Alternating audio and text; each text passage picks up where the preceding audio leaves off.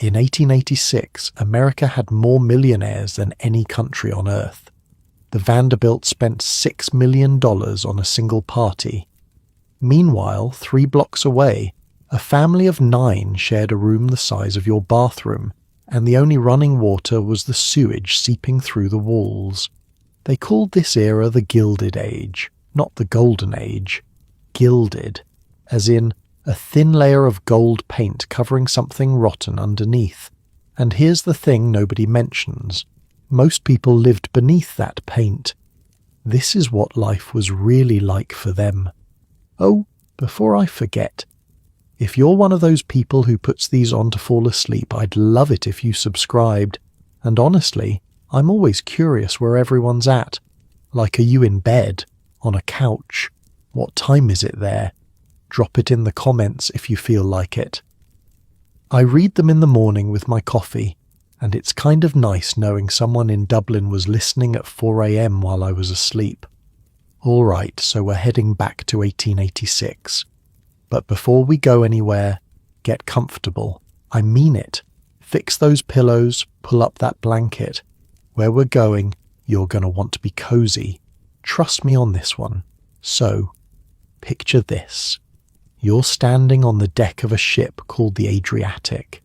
You've been at sea for 12 days. 12 days of vomiting, of sleeping in bunks stacked 3 high in steerage, of eating salted beef that tastes like someone's mistake. 12 days of wondering if you made the right choice leaving everything behind. Your name is Seamus Callahan. You're 20 years old. You're from a village in County Cork that nobody in America has ever heard of, and honestly, that's fine by you. Your father died 2 winters ago from something the doctor called lung fever, but was probably just poverty dressed up in medical terms. Your mother spent the next 2 years saving every penny, every half penny, selling eggs and mending clothes and doing whatever work she could find. Also, you could be standing right here, right now, with $3 sewn into the lining of your coat and a piece of paper with your cousin Patrick's address in New York. The wind is cold. It's October. The kind of cold that gets into your bones and reminds you that you're alive, even when you wish you weren't. Around you, hundreds of other passengers are crowding toward the rail, pushing, shoving, trying to see. And then you see it. Lady Liberty. Now here's the thing. In 1886, the Statue of Liberty has only been standing for about 2 weeks. It was just dedicated on October 28th. So when you see her, she's brand new, shiny. Well, not shiny exactly. More like a dull copper colour that hasn't yet turned green. But she's there, rising out of the harbour, holding that torch up like a promise. You watch the other passengers weeping, grown men, women clutching rosary beads.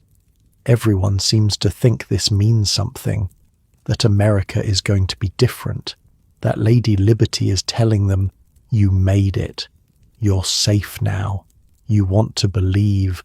That you really do. But you've also heard stories. Your cousin Patrick's letters were never quite as hopeful as everyone pretended. The streets aren't paved with gold, he wrote once. They're not even paved. And there's something living in the walls of my building that screams at night. You figured he was joking. He wasn't.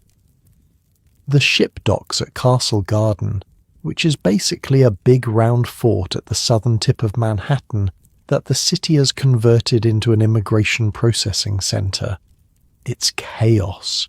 Pure, screaming, overwhelming chaos. There are thousands of people, all trying to move in different directions at once. Officials are shouting instructions in English that you mostly understand, though their American accents make everything sound faster, harder, like the words have sharp edges. You wait in line for what feels like hours. They check your eyes for disease. They ask you questions. Where are you from? Do you have money? Are you a criminal? Are you an anarchist? Do you have someone waiting for you? Yes, you say. My cousin, Patrick Callahan, Orchard Street. They let you through, and then you're outside, and the first thing that hits you isn't the sight of New York City, it's the smell. Okay, so, let me paint you a picture here. New York City in 1886 has about 1.5 million people and roughly 150,000 horses. Each horse produces about 20 pounds of manure per day, every single day.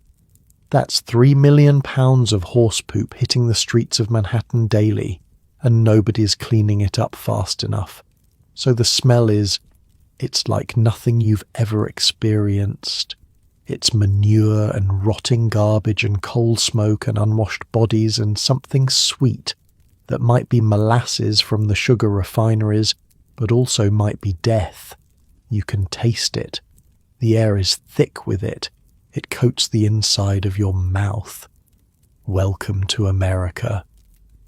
The streets are worse than the smell, if that's possible. They're not paved, most of them, just packed dirt that turns to mud when it rains and dust when it doesn't. And the mud, it's not just mud. It's mud mixed with horse manure and garbage and whatever else people have thrown out their windows. In summer, apparently the whole mess dries out and the wind picks it up and blows it everywhere, so you're basically breathing in manure dust. Fun times. You start walking. Orchard Street. That's where Patrick lives. You have no idea how to get there, but you're too proud to ask for directions, so you just start moving in what seems like the right direction. The buildings are taller than anything you've ever seen. 4 stories, 5 stories, some even taller. They're packed so close together that the streets feel like canyons. The sunlight barely reaches the ground. Everything feels close, cramped, like the city itself is trying to squeeze you. And the noise. Holy Mother of God, the noise! Horses clattering on cobblestones, vendors screaming in a dozen different languages, children running through the streets, barefoot, dodging carts, dogs barking. Somewhere, someone is playing a fiddle, badly. Somewhere else, someone is having an argument that sounds like it might turn into a murder. You pass a dead horse lying in the middle of the street. Nobody seems to be doing anything about it. People are just walking around it, stepping over its legs, going about their business. A few flies have already found it. In a few days you'll learn the city will send someone to cut it up and cart it away. But for now, it's just there, rotting, in the middle of everything. This is not what the postcard showed. You walk for what feels like hours, getting lost twice, doubling back, asking directions from a man selling roasted chestnuts who looks at you like you're stupid when you can't understand his Italian accented English. Eventually, somehow, you find Orchard Street. It's worse than you imagined. The buildings here are called tenements, and they're basically apartment buildings designed by someone who hated people. They're 6 stories tall, maybe 50 feet wide, with maybe 16 apartments per floor. The apartments themselves are tiny. 3 rooms if you're lucky, 2 if you're not, and you're never lucky. The hallways are dark, like seriously dark. There are no windows, no gas lamps, nothing. You feel your way up the stairs, hand on the wall, trying not to think about what you're touching. The wall is damp, something sticky. You don't want to know. 3rd floor, apartment 4B. That's what Patrick's letter said. You knock. A woman opens the door. She's maybe 30, but she looks 50. Hair pulled back, face lined with exhaustion, a baby on her hip that's crying in that weak, hungry way that makes your stomach clench. Patrick Callahan, you ask. She stares at you for a long moment, then she laughs. Not a happy laugh. More like a laugh that says the universe has played another joke and she's too tired to cry about it. Patrick's dead, she says. Typhoid. 3 months ago. And just like that, your plan is gone. Your cousin is gone. Your safety net is gone. You're standing in a dark hallway in a strange city with $3 and no idea what to do next. The woman looks at you, really looks at you, and something in her face softens just a little. You're his cousin, aren't you? The one from Cork? You nod. She sighs. Come in, she says. I'm Mary, Patrick's wife.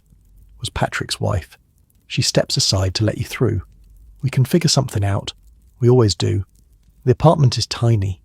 2 rooms plus a kitchen that's really just a corner with a stove. There's a bed, a table, 2 chairs. The walls are covered with some kind of wallpaper that's peeling off in strips. The floor is bare wood, worn smooth in the places where people walk. In the bigger room, there are 6 people.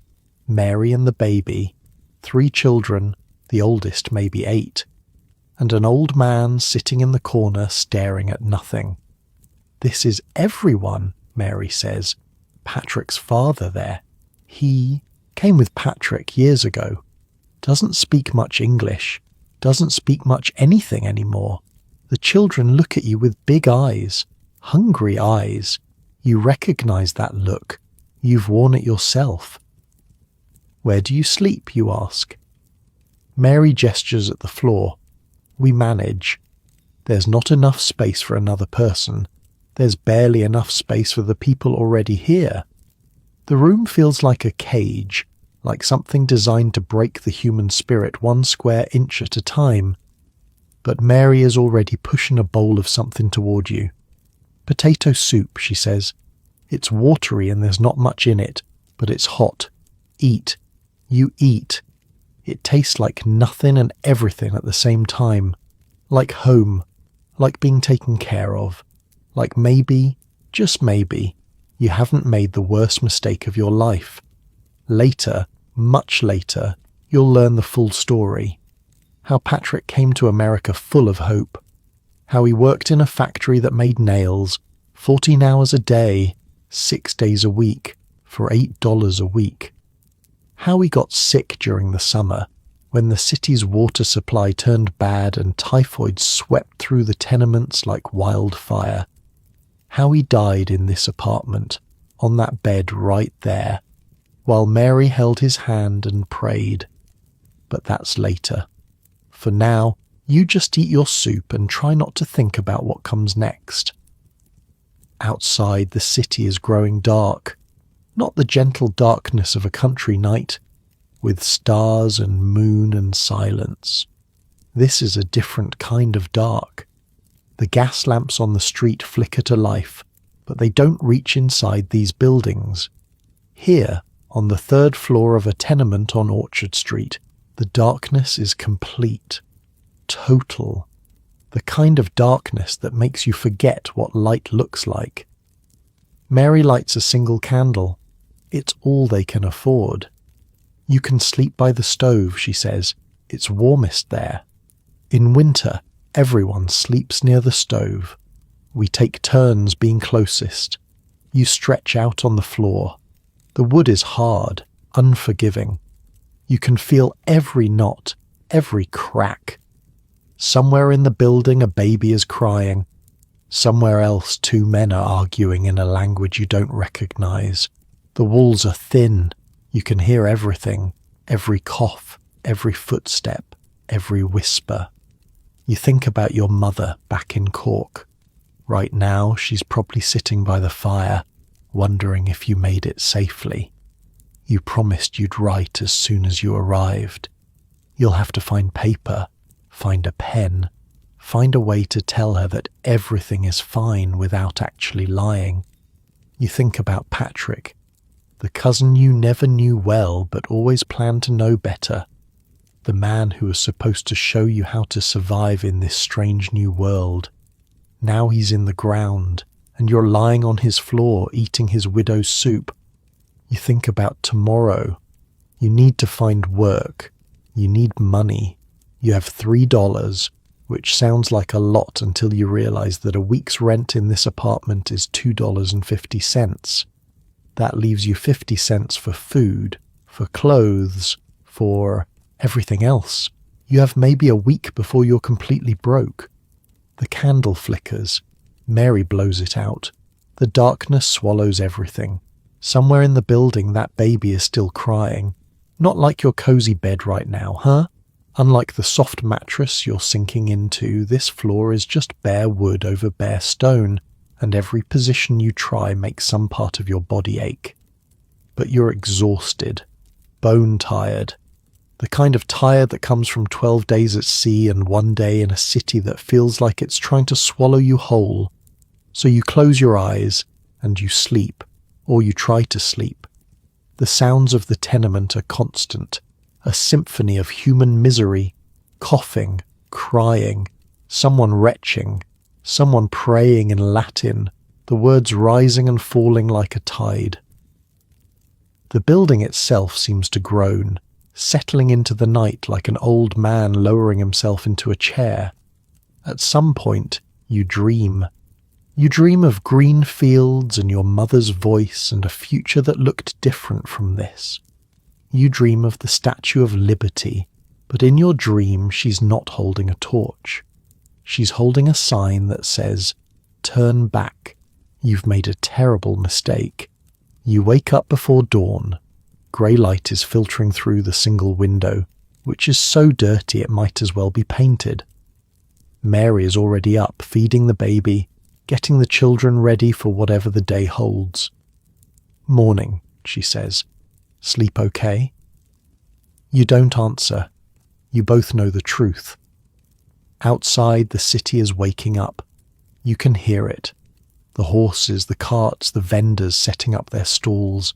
The endless grinding machinery of a city that never stops, never rests, never gives anyone a break. Today, you need to find work. Today, your new life in America really begins. You have no idea how hard it's going to be, but you're about to find out. Mary hands you a piece of bread. It's stale, hard around the edges, the kind of bread that fights back when you try to chew it. But it's food, and you're grateful. "Find the docks first," she says.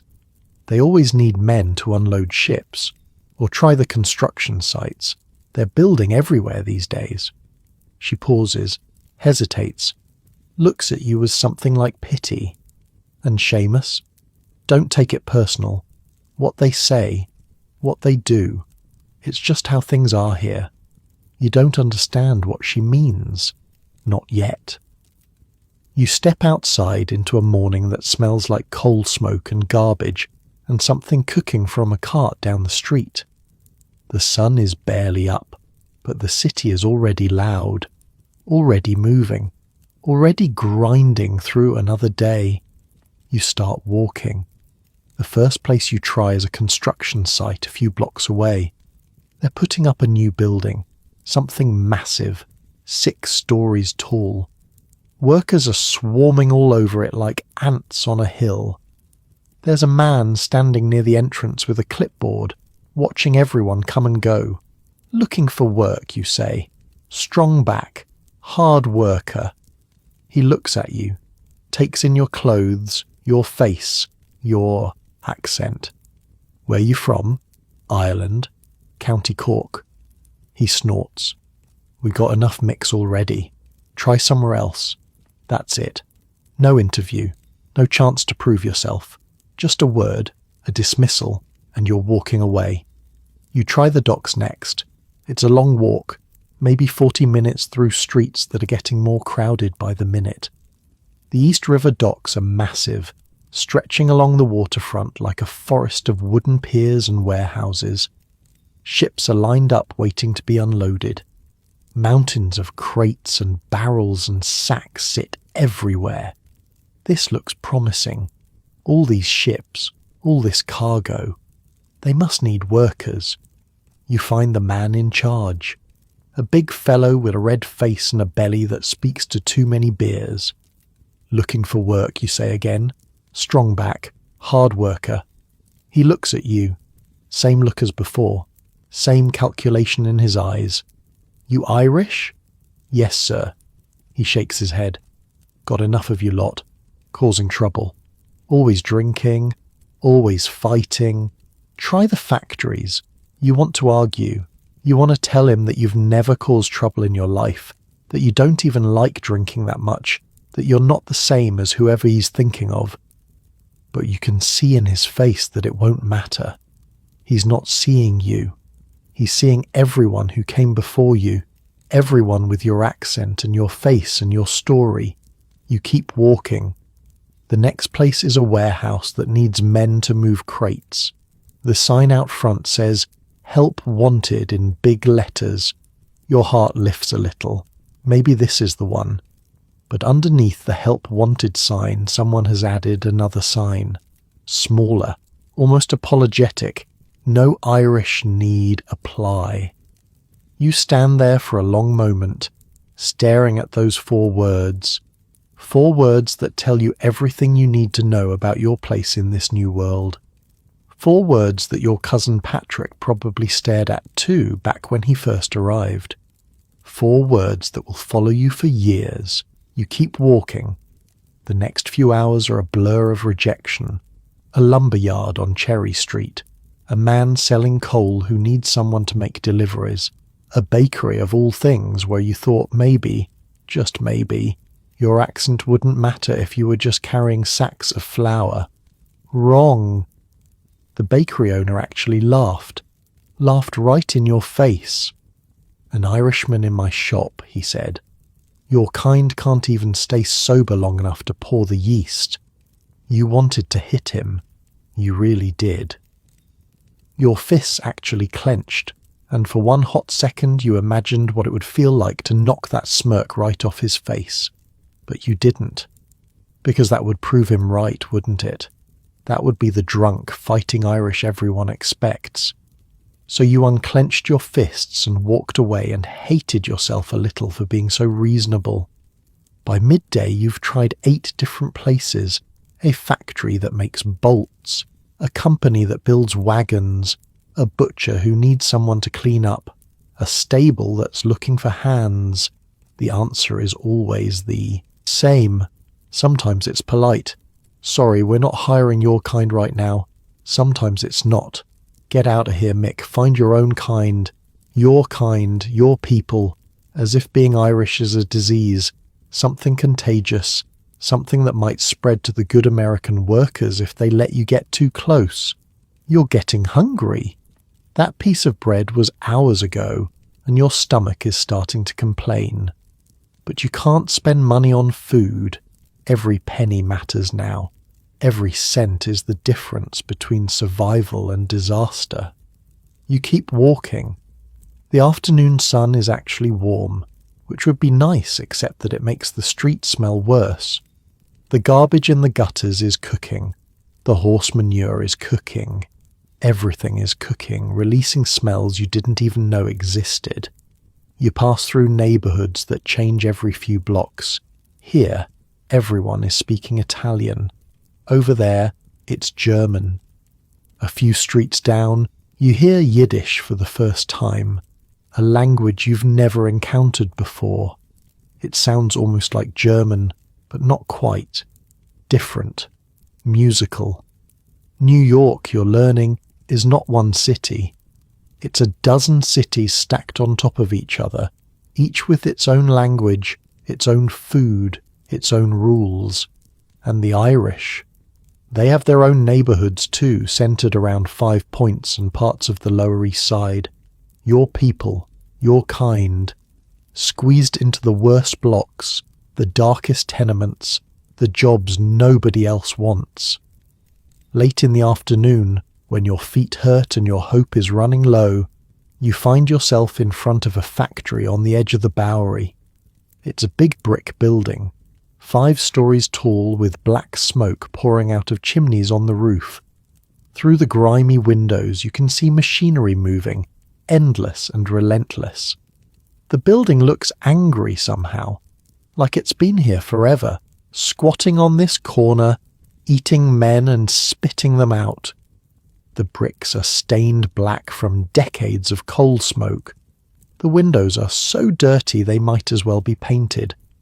Everything about this place says, "We will use you. We don't care about you. You are fuel." But there's a sign on the door that says "Workers Needed." No second sign, no conditions, just those 2 words. You stand there for a moment, watching men file in and out of the entrance. Their faces are blank, exhausted. Some of them are limping. One man is missing 2 fingers on his left hand, the stumps healed over but still angry looking. He sees you staring. "Nail press," he says, almost conversationally. "Got tired, got careless. It happens." He keeps walking. You take a breath, and you go inside. The smell hits you first. Oil and metal and something sweet that might be machine grease. It's hot in here, much hotter than outside. The air is thick, hard to breathe. Somewhere deep in the building, machines are roaring, a constant thunder that vibrates through the floor. The man at the desk is small, thin, with spectacles and a mustache that looks like a dead caterpillar. He's writing something in a ledger when you walk up. "Looking for work," you say. 3rd time's the charm. 4th. You've lost count. He looks up, studies you. "Where from?" "Ireland." You brace yourself. Here it comes. The rejection, the insult, the 4 words. But instead, he just nods. "We pay $1.20 a day," he says. 6 days a week, 12-hour shifts. You start at 6 in the morning, you finish at 6 at night. Half hour for lunch. You buy your own food. You miss a day, you don't get paid. You're late, you get docked. You cause trouble, you're out. He pauses. "We don't care where you're from. We care if you can work." "Can you work?" "Yes, sir," you say. "Yes, sir, I can work." "Good. Start tomorrow, 6 o'clock. Don't be late." He writes something in his ledger and waves you away. That's it. No handshake, no welcome, just a transaction. You're a body now, a pair of hands, a unit of labour to be purchased and used, but you have a job. Walking back to Orchard Street, you feel something you haven't felt since you stepped off that ship. Hope. Small and fragile, like a candle flame in a drafty room, but real. $1.20 a day, that's $7.20 a week. Minus the $2.50 for rent, you'd have almost $5 left over. For food, for clothes, for saving. You're doing the math in your head as you walk. If you save $1 a week, that's $52 a year. Passage from Cork to New York cost about $30. So in maybe a year you could send for your mother, bring her here, show her what her sacrifice made possible. The thought makes you walk faster, even though your feet are screaming. The streets are getting more crowded as afternoon turns to evening. Workers pouring out of factories heading home, vendors closing up, children playing in the gutters. The math isn't perfect. You'll learn. There are costs you don't know about yet. The company store, the fines for breaking rules you didn't know existed, the donations to the foreman if you want to keep your job, but that's tomorrow's problem. Tonight, you have good news. Mary smiles when you tell her. Actually smiles, and for a moment you can see the woman she must have been before Patrick died, before this city ground her down. The children gather around, excited by the energy in the room. Even the old man in the corner seems to stir a little. $1.20, Mary says. That's good. That's real good. Patrick was making $8 a week when she stops, when he got sick. You eat dinner together. It's the same watery potato soup as last night, but tonight it tastes different. Better, like possibility. After dinner, Mary tells you about the factory. It's a nail factory, she says. They take iron rods and turn them into nails. Millions of nails. Nails for the buildings going up all over the city, for the railroads pushing west, for houses being built everywhere America is expanding. It's hot work, she warns, and loud. You'll want to bring something to stuff in your ears, or you'll go deaf like some of them. And be careful around the machines. The machines don't care if you get in the way. They just keep going. She tells you about Patrick, how he was careful, always careful, but the factory took something from him anyway. The noise, the heat, the endless repetition. He'd come home some nights so tired he could barely eat. His hands would shake from the work. His eyes would be red from the coal dust. Some nights, Mary says, he'd sit right there in that chair and stare at the wall for an hour before he could even speak. The factory does that. Takes the words right out of you. Takes everything. She's quiet for a moment. The children have stopped listening, distracted by something. The old man in the corner is mumbling to himself in Irish, the words too soft to make out. But he never complained, Mary continues. Not once. He'd get up the next morning and go back, because that's what you do, because there's no other choice. And he believed, Seamus. He really believed that if he worked hard enough, saved enough, things would get better. That someday we'd have a real apartment, maybe a house, maybe... She trails off. You wait. Maybe we'd go somewhere green, she finishes. Somewhere that doesn't smell like garbage. Somewhere the children could play outside without stepping in horse dung. She laughs, but there's no humour in it. But he did it, Mary says. Every day. For us. Because that's what you do. You understand. You understood it back in Ireland, watching your mother work herself raw to save your passage money. You understand it now, lying on the floor of a stranger's apartment, getting ready to walk into a factory that will use you up until there's nothing left. That's what you do. Outside, the city is settling into night. The gas lamps are flickering on, one by one. Somewhere in the distance you can hear music playing. A fiddle, maybe, or a squeeze box. Something Irish, something from home, drifting through the streets of New York. You think about what's waiting for you tomorrow.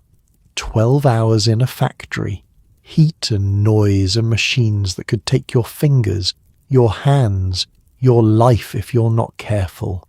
$1.20 for selling your body one day at a time. It's not the America you imagined. Not the land of opportunity from the posters and the stories.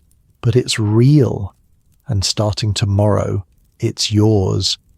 You find your spot by the stove and stretch out on the floor.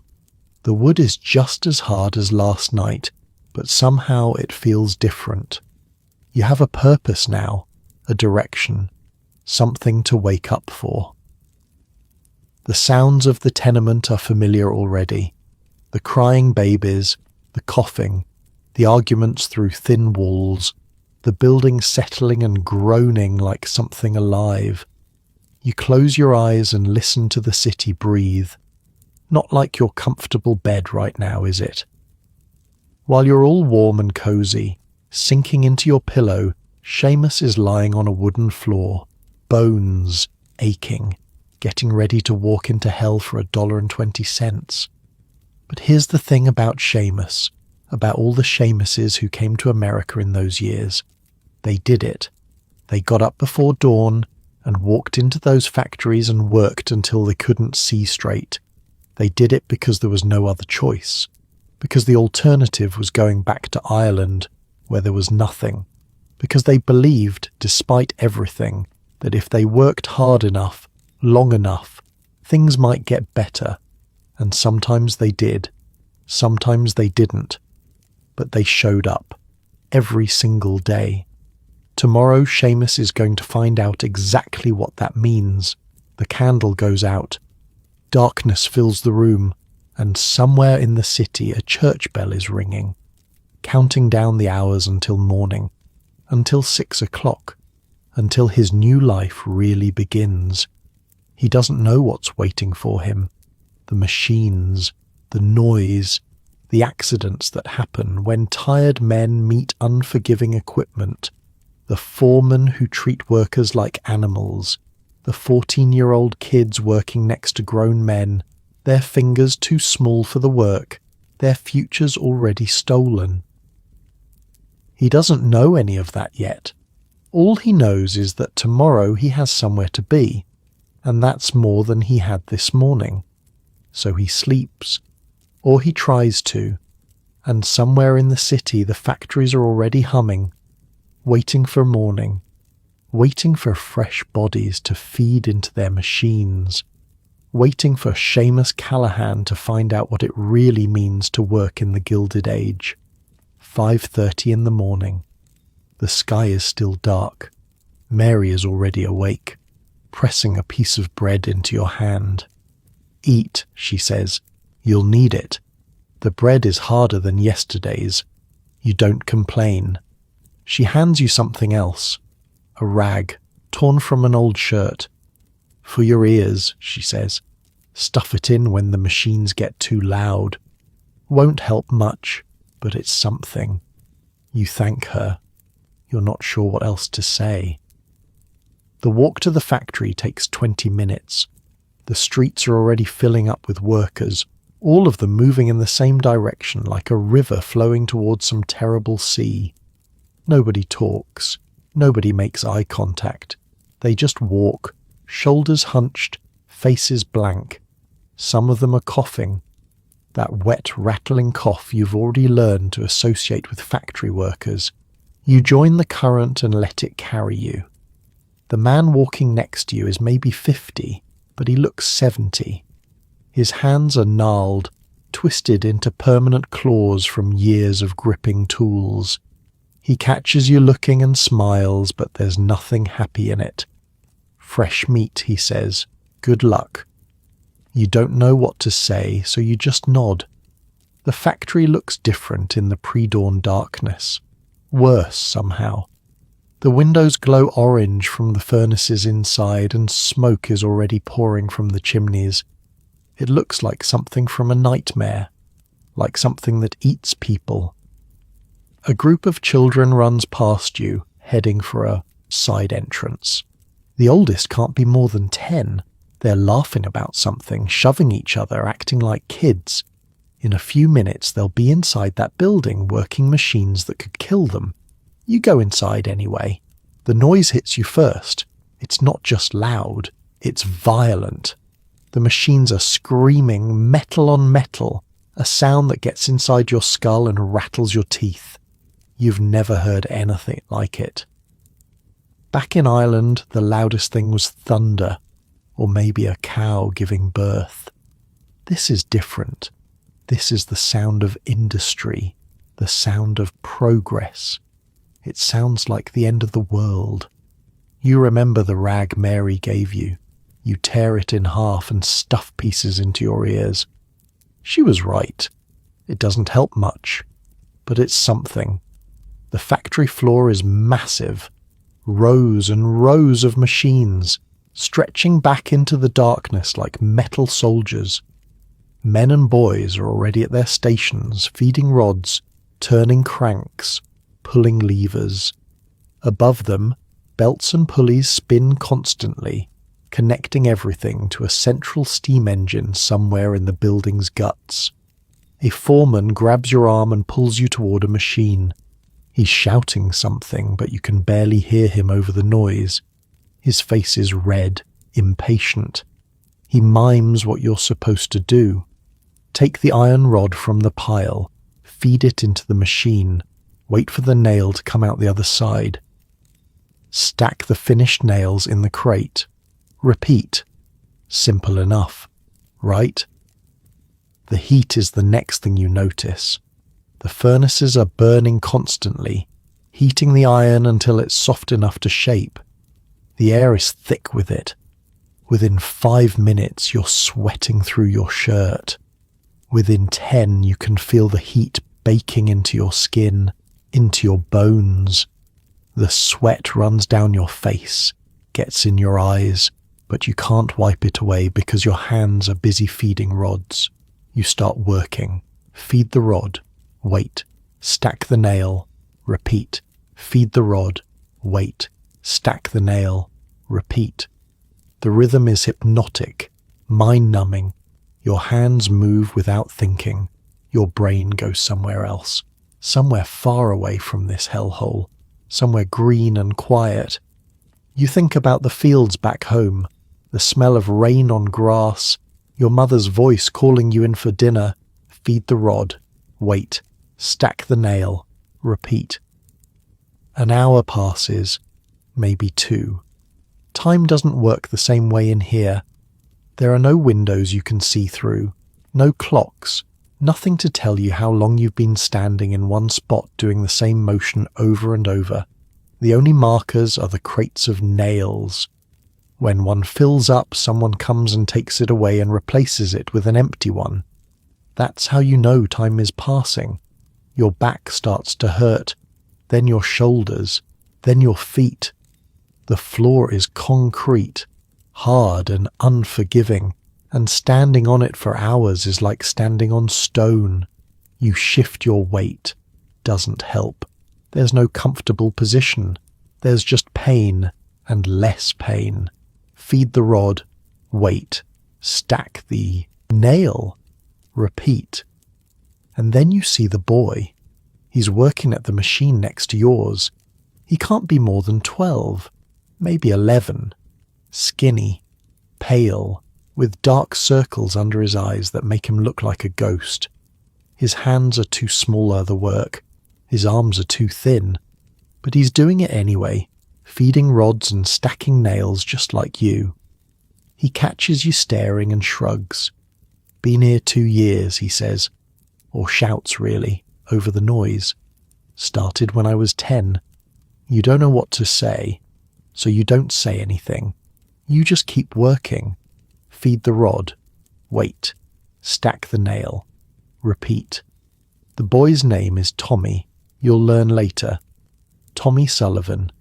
His father died in a construction accident 3 years ago, fell off a scaffold and broke his neck. His mother does laundry for rich families uptown, scrubbing their sheets until her hands crack and bleed. But it's not enough. So Tommy works, has been working since he was old enough to reach the machines. 2 years of this. 2 years of feeding rods and stacking nails. 2 years of heat and noise and danger, and he's 12 years old. He's not the only kid in here. Now that you're looking, you can see them everywhere. Boys and girls, some of them barely tall enough to see over the equipment. They work the smaller machines, the ones that require nimble fingers. They sweep up the metal shavings that pile up like silver snow. They carry materials from one station to another, weaving between the machines like they're playing some kind of deadly game. One girl, maybe 8 or 9, is sorting nails by size. Her hands move so fast they blur. She's been doing this so long it's automatic. Muscle memory. She doesn't even look at what she's doing. Nobody seems to think this is strange. Nobody seems to care. This is just how things are. Around midday, a whistle blows. Lunch. You have 30 minutes. You find a corner away from the machines and sit down on the floor. Your legs are shaking. Your hands are cramped into claws from gripping rods all morning. Your ears are ringing even with the rags stuffed in them. Tommy sits down next to you. He pulls out a tin can and pries off the lid. Inside is some kind of cold mush. He sees you looking. Oatmeal, he says, from yesterday. My ma makes a big pot on Sunday and it lasts all week. First day, he asks. You nod. Gets easier, he says, or you get used to it. Same thing, maybe. He eats a spoonful of cold oatmeal and chews thoughtfully. The trick is not to think, he says. Just do. Thinking slows you down, makes you tired faster. And when you slow down, when you get tired, That's when the machines get you. Get you? Tommy holds up his left hand. His pinky finger is missing. Gone at the second knuckle, the skin healed over into a smooth pink stump. Nail press, he says. Last winter. Wasn't paying attention. Was thinking about Christmas, about whether my ma could afford a present. Machine didn't care what I was thinking about. Just took the finger right off. He says it like he's talking about the weather. Like losing a finger is just something that happens, like rain or cold or hunger. Like it's the price you pay for being alive. You look around the factory floor.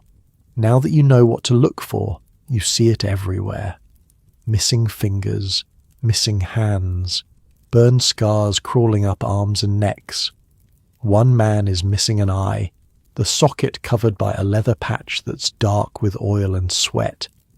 The machines don't care, Tommy says. They just keep going. You're in the way, that's your problem. Nobody stops the machines for blood. The whistle blows again. Lunch is over. You stand up on legs that don't want to work and walk back to your machine. The afternoon stretches ahead of you like a desert. 6 more hours. 6 more hours of heat and noise and rods and nails. You think about what Tommy said. Don't think. Just do. Feed the rod. Wait. Stack the nail. Repeat. The afternoon is worse than the morning. The heat builds and builds until the air feels solid, like you're breathing soup. Sweat pours down your face, stings your eyes, drips off your chin onto the concrete floor. Your throat is raw from breathing in metal dust and coal smoke. Every breath tastes like iron. Your arms are getting tired. The rods feel heavier than they did this morning. Your movements are slower, sloppier. Twice you almost drop a rod. Twice you catch yourself and force your hands to grip tighter. Don't think. Just do. Feed the rod. Wait. Stack the nail. Repeat. Somewhere across the factory floor, someone screams. You look up. Can't help it. Everyone looks up. A man is on the ground near one of the big presses, the ones that shape the metal with tons of force. He's holding his arm, or what's left of it.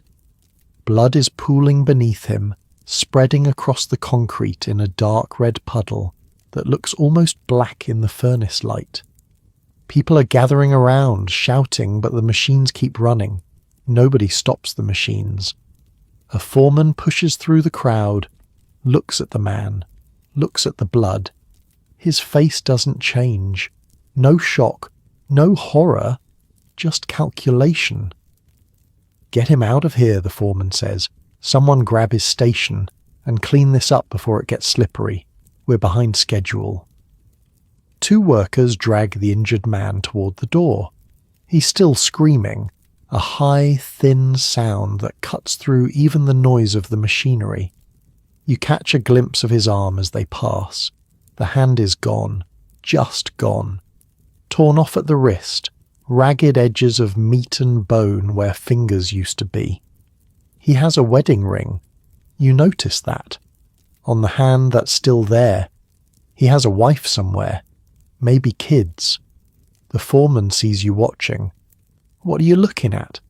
Get back to work. We don't pay you to stand around. You get back to work. Feed the rod. Wait. Stack the nail. Repeat. The machines don't stop. The furnaces keep burning. The factory keeps eating. Somewhere they're mopping up that man's blood, and in an hour you won't even be able to tell anything happened. Just another stain on the concrete. Just another body used up and thrown away. Your hands are shaking now. Every time you feed a rod into the machine, you think about that man's hand. You think about Tommy's missing finger. You think about all the stumps and scars and empty spaces where pieces of people used to be. The machine in front of you doesn't care. It just waits for the next rod, patient as death, hungry as poverty. Feed the rod. Wait. Stack the nail. Repeat. You try not to think. You really try. But the image of that man's arm keeps flashing in your head. The blood, the bone, the wedding ring. Don't think, just do. Feed the rod, wait, stack the nail, repeat. 6 o'clock comes eventually. The whistle blows, the machines slowly wind down, and for the first time in 12 hours there's something like silence. Your ears are still ringing, probably will be for hours, but at least the screaming has stopped. You walk out of the factory on legs that feel like they belong to someone else. The evening air hits you like a blessing. It's cold and it smells like garbage and horse manure, but compared to the air inside, it's paradise.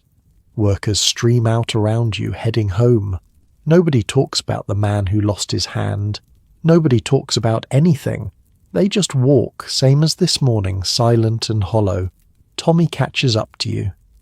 You did good, he says. Most new guys throw up their first day, or quit. You didn't do either. You're not sure if that's something to be proud of. See you tomorrow, Tommy says, and he disappears into the crowd. Tomorrow. Right. You get to do this again tomorrow, and the day after that, and the day after that. 6 days a week, 12 hours a day, for $1.20. The walk home feels longer than this morning. Your feet hurt. Everything hurts. The city slides past you in a blur of noise and smell and fading light. When you get back to Orchard Street, Mary takes one look at you and doesn't say anything. She just hands you a bowl of soup and points to the floor by the stove. Sit, she says. Eat. You sit. You eat. The soup is thin and watery, but it's the best thing you've ever tasted. How was it? Mary asks. You think about the heat, the noise, the boy with the missing finger, the man with the missing hand, the blood spreading across the concrete floor. Fine, you say. It was fine. She nods. She knows you're lying, but she also knows there's no point in talking about it. This is the job. This is the life. Talking won't change anything. The children are already asleep, curled up together like puppies. The old man is in his corner, staring at nothing. The candle flickers. Get some sleep, Mary says. Tomorrow comes early. You stretch out on the floor. The wood is hard, but tonight you barely notice. Your body's so tired it doesn't care where it lies. Every muscle is screaming. Every joint is complaining. You feel like you've been beaten with sticks, but you made it. 1 day. $1.20. Only about 10,000 more days to go. You close your eyes. The ringing in your ears is still there. It'll be there all night probably. A souvenir from the factory. A little piece of hell you get to take home with you. Not like your quiet room right now, huh? No ringing, no aching bones, no memories of blood on concrete. Just soft pillows and warm blankets, and the peaceful sound of nothing at all. Seamus doesn't have that. Seamus has a wooden floor and a thin blanket and the ghost of machines still screaming in his head.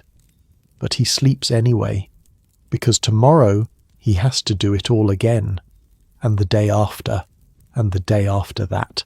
This is the Gilded Age. This is progress. This is the price of all those railroads and buildings and factories that are making America rich. Somebody has to pay it. Tonight, lying on the floor of a tenement in Lower Manhattan, Seamus Callahan is starting to understand exactly who that somebody is. The candle goes out, the darkness settles in, and somewhere across the city the furnaces are still burning. The machines are being oiled and prepared for tomorrow. The factory never really sleeps. It just waits, hungry, patient, ready to do it all again. 3 weeks pass, then 4, then 5. Your body adapts, not completely, never completely, but enough. The aches become familiar. The ringing in your ears becomes background noise. The rhythm of the machine becomes as natural as breathing. Feed the rod, wait, stack the nail, repeat. You stop thinking about it.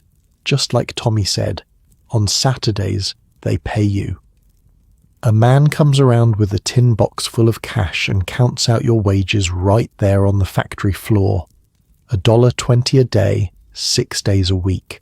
$7.20, minus deductions.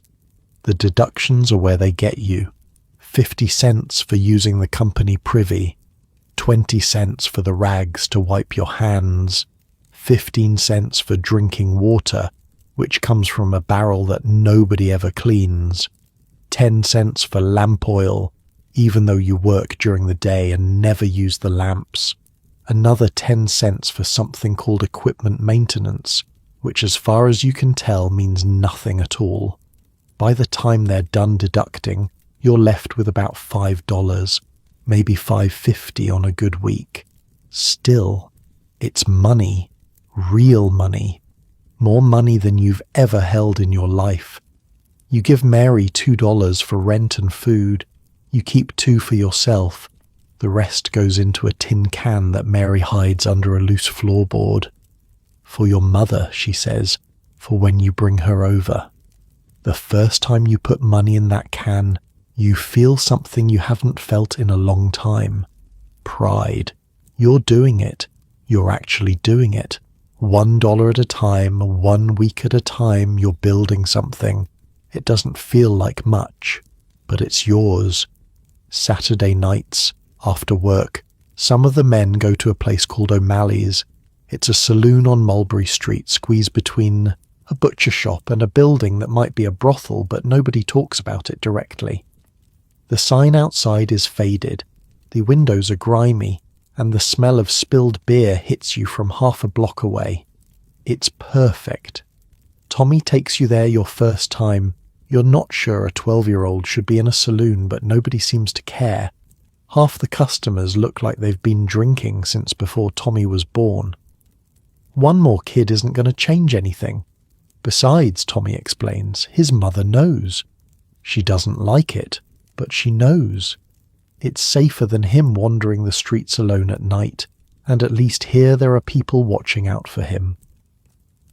The inside is dark and loud and packed with men speaking Irish and English, and sometimes both at once. A fiddler in the corner is playing something fast and sad at the same time, something that reminds you of home so hard it almost hurts. Men are singing along, or trying to. Most of them are too drunk to remember the words, but they remember the feeling. The feeling is what matters. This is where we come, Tommy says, after work. To remember we're human. To remember we're not just machine parts. The walls are covered with pictures. Old newspaper clippings about boxing matches and political victories. A painting of Ireland that looks nothing like the Ireland you remember. All green hills and thatched cottages, like something from a fairy tale. A poster advertising a boxing match from 3 years ago, the paper yellowed and curling at the edges. Someone has nailed a horseshoe above the bar for luck, though you're not sure how much luck anyone in here has actually had. A crucifix hangs near the door, blackened by years of tobacco smoke, watching over everyone who comes and goes. You find a spot at the bar.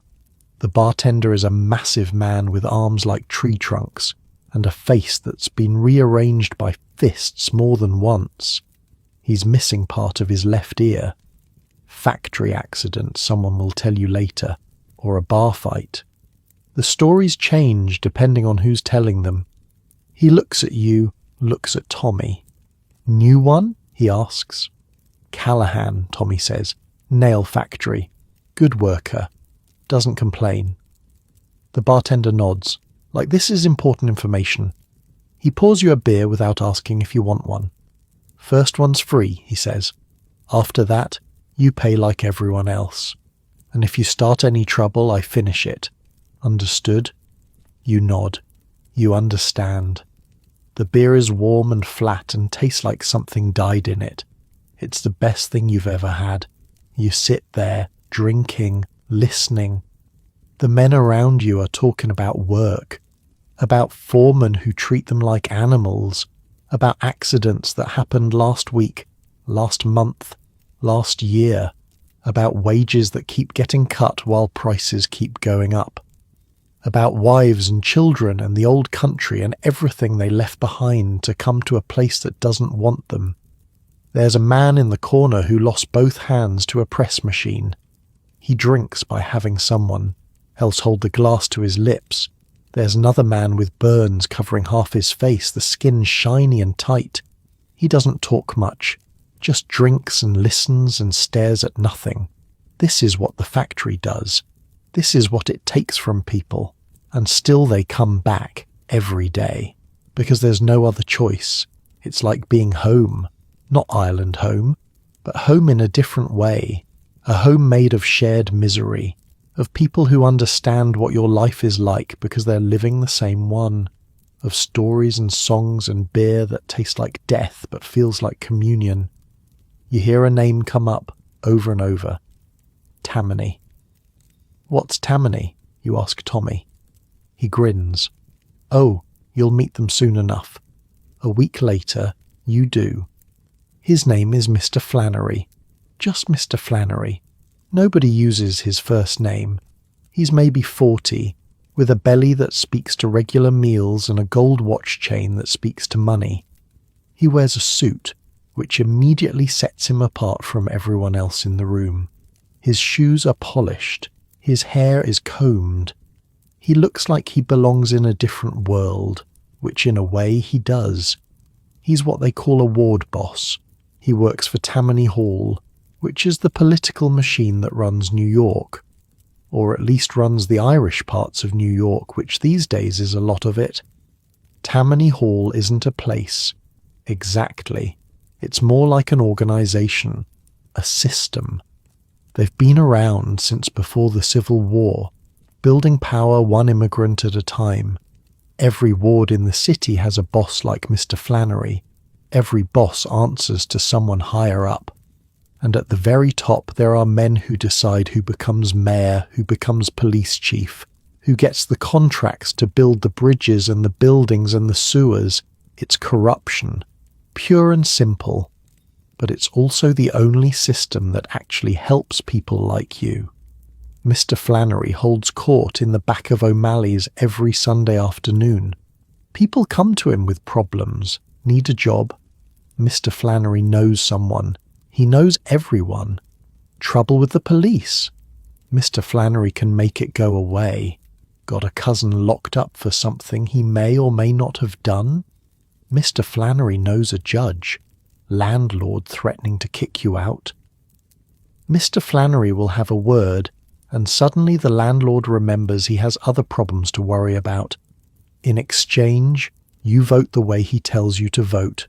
That's the deal. That's how it works. Simple, clean, effective. You're the Callahan boy, Mr. Flannery says when you're introduced. The one living with Patrick's widow. Yes, sir. He studies you. Takes his time. You feel like you're being weighed, measured, evaluated for usefulness. Patrick was a good man, he says finally. Voted right. Showed up when we needed bodies for rallies. Didn't ask questions. His family's taken care of. You notice he says is, not was. Like the protection extends beyond death. Like being part of Tammany is like being part of a family that never forgets. You don't know what that means exactly, but you nod. Anyway, you registered to vote? No, sir. Just got here a few months ago.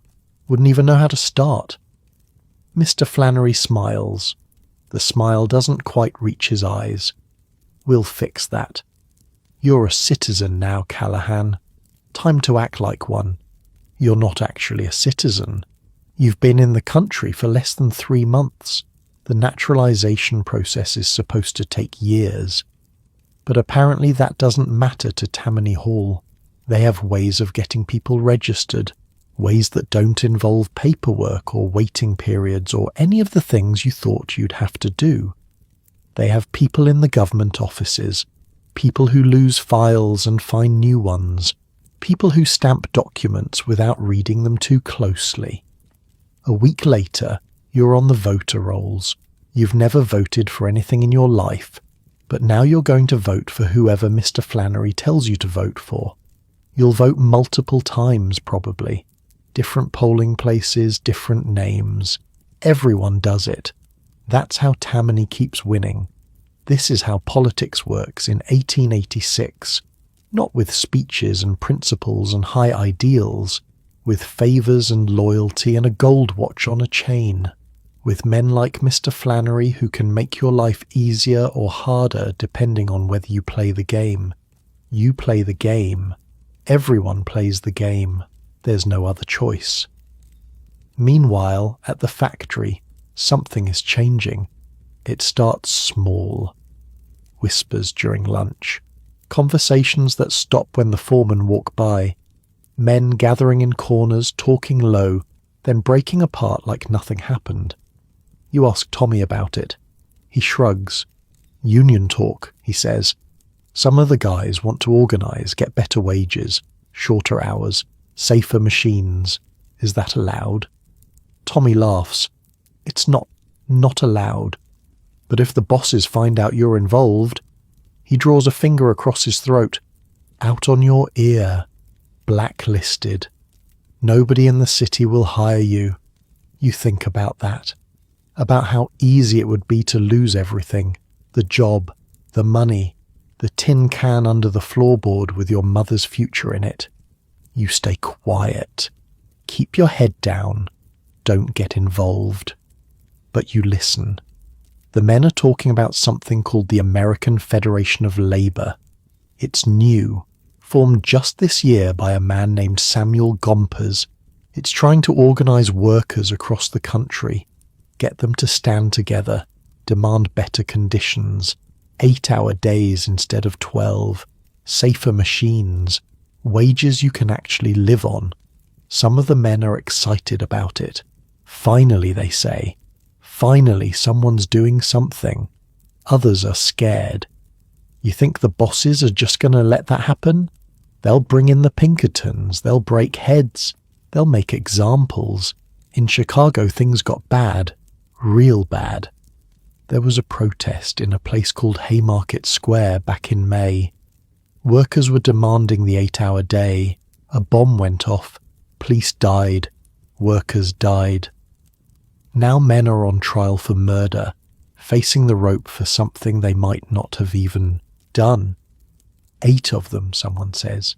Anarchists, the papers call them. But they're just workers like us. Just men who wanted something better. That's what happens, one of the older workers says. He's been in factories for 30 years, and it shows in every line of his face. You stand up, they knock you down. Every time. They've got the police, they've got the judges, they've got the newspapers. We've got nothing. But what if everyone stood up, someone else asks. A younger man, fire in his eyes. What if they couldn't knock us all down? There's more of us than there are of them. Way more. Nobody has an answer for that. The question hangs in the air like smoke. The talk continues. Gets louder some days, quieter others. The foremen are watching more closely now. Everyone can feel it. Something is building. Something is coming. You don't know what. You don't know when. You just know that the factory feels different. Tenser. Like a rope being pulled tighter and tighter, waiting to snap. One Sunday, walking home from O'Malley's, you see something that stops you dead. A carriage is rolling down Fifth Avenue. Not just any carriage. This thing is like a palace on wheels. Gold trim on the doors, velvet curtains in the windows, glass so clean you could eat off it. 4 horses, matched black, each one probably worth more than you'll earn in a year. The driver sits up front, dressed better than anyone you know, and he's just the help. Just the guy who holds the reins. The carriage moves through the street like it owns the place, which you realise it kind of does. People step aside. Vendors pull their carts out of the way. Even the horses on the street seem to know they're in the presence of their betters. Inside, you can just barely see them. A man and a woman, dressed in clothes that would cost more than your entire tenement building. He's wearing a top hat, real silk, the kind you've only seen in pictures. She's wearing something with feathers, huge feathers that must have come from some bird you've never heard of. They're laughing about something, some private joke, and even their laughter sounds expensive. Like it was bought and paid for, packaged up with a ribbon. The woman is holding a little dog on her lap, a little dog wearing a silk ribbon, a dog that probably eats better than Tommy Sullivan, than Mary's children, than half the people in your building. A dog that has never been hungry, never been cold, never wondered where its next meal was coming from. You think about the children in your tenement, the ones with the hollow cheeks and the old eyes, the ones who work in factories 12 hours a day so their families can afford watery soup. And here's a dog, living better than all of them. The carriage passes within 10 feet of you, close enough to touch, close enough to see the rings on the woman's fingers, the diamonds catching the afternoon light and breaking it into 1,000 colours. She has more money on one hand than you'll earn in 5 years, more money than your mother will ever see in her entire life. She doesn't see you, neither does the man. You're invisible to them. You're part of the scenery, like a lamppost or a pile of garbage. You're not even worth noticing. The carriage rolls on, heading uptown toward the mansions and the parties and the world where $6 million gets spent on a single evening, where people have so much money they have to invent new ways to waste it, where dogs wear ribbons and champagne flows like water, and nobody ever worries about deductions or rent or whether the machines will take their fingers. You stand there, watching it go, still wearing your work clothes that smell like metal and sweat. Your hands are still rough from the rods, your ears are still ringing from the machines, you've got maybe $3 in your pocket and you feel rich. Same city, same street, same sky overhead, different universe entirely. That night, lying on the floor of the tenement, you think about that carriage, about the dog with the ribbon, about Mr. Flannery and his gold watch and his power to make problems disappear, about the men whispering about unions and the men who got killed in Chicago for wanting a better life. The Gilded Age, they call it. A thin layer of gold over something rotten. You're starting to understand what that means. Outside, the city is settling into sleep. The noise is fading, the streets emptying. Somewhere a drunk is singing an Irish song, the words slurred but the melody clear. You close your eyes. Not like your cozy bed right now, is it? While you're all warm and comfortable, Seamus is lying on a wooden floor thinking about carriages and unions and a world that seems designed to keep him exactly where he is. Forever. But here's the thing about Seamus, about all the people like him. They didn't stay down forever. They organised, they fought, they voted, they built communities and unions and political machines that changed the country. It took decades. It took blood. It took sacrifice you can't even imagine. But they did it. Seamus doesn't know that yet. All he knows is that tomorrow is Monday, and he has to be at the factory by 6. All he knows is the rhythm of the machine and the weight of the rods, and the face of that woman in the carriage who didn't even see him. But something is stirring. In him. In everyone around him. Something that won't stay quiet forever. The candle flickers out. The darkness settles in. And somewhere in the city, in saloons and tenements and factory floors, people are whispering, waiting, getting ready for whatever comes next. Winter comes to New York like a fist. One day it's cold, the next day it's colder, and then suddenly the temperature drops so far that the water in the barrel outside your building freezes solid and doesn't thaw for 3 weeks. You've never experienced cold like this. Ireland was wet and miserable, sure, grey skies and endless rain that soaked through everything. But this is different. This is a cold that gets into your bones and stays there. A cold that makes your teeth ache and your fingers go numb and your breath turn to ice the second it leaves your mouth. A cold that kills. The tenement becomes a survival exercise. There's one stove for the whole apartment, one small cast iron stove that's supposed to heat 2 rooms and keep 6 people alive.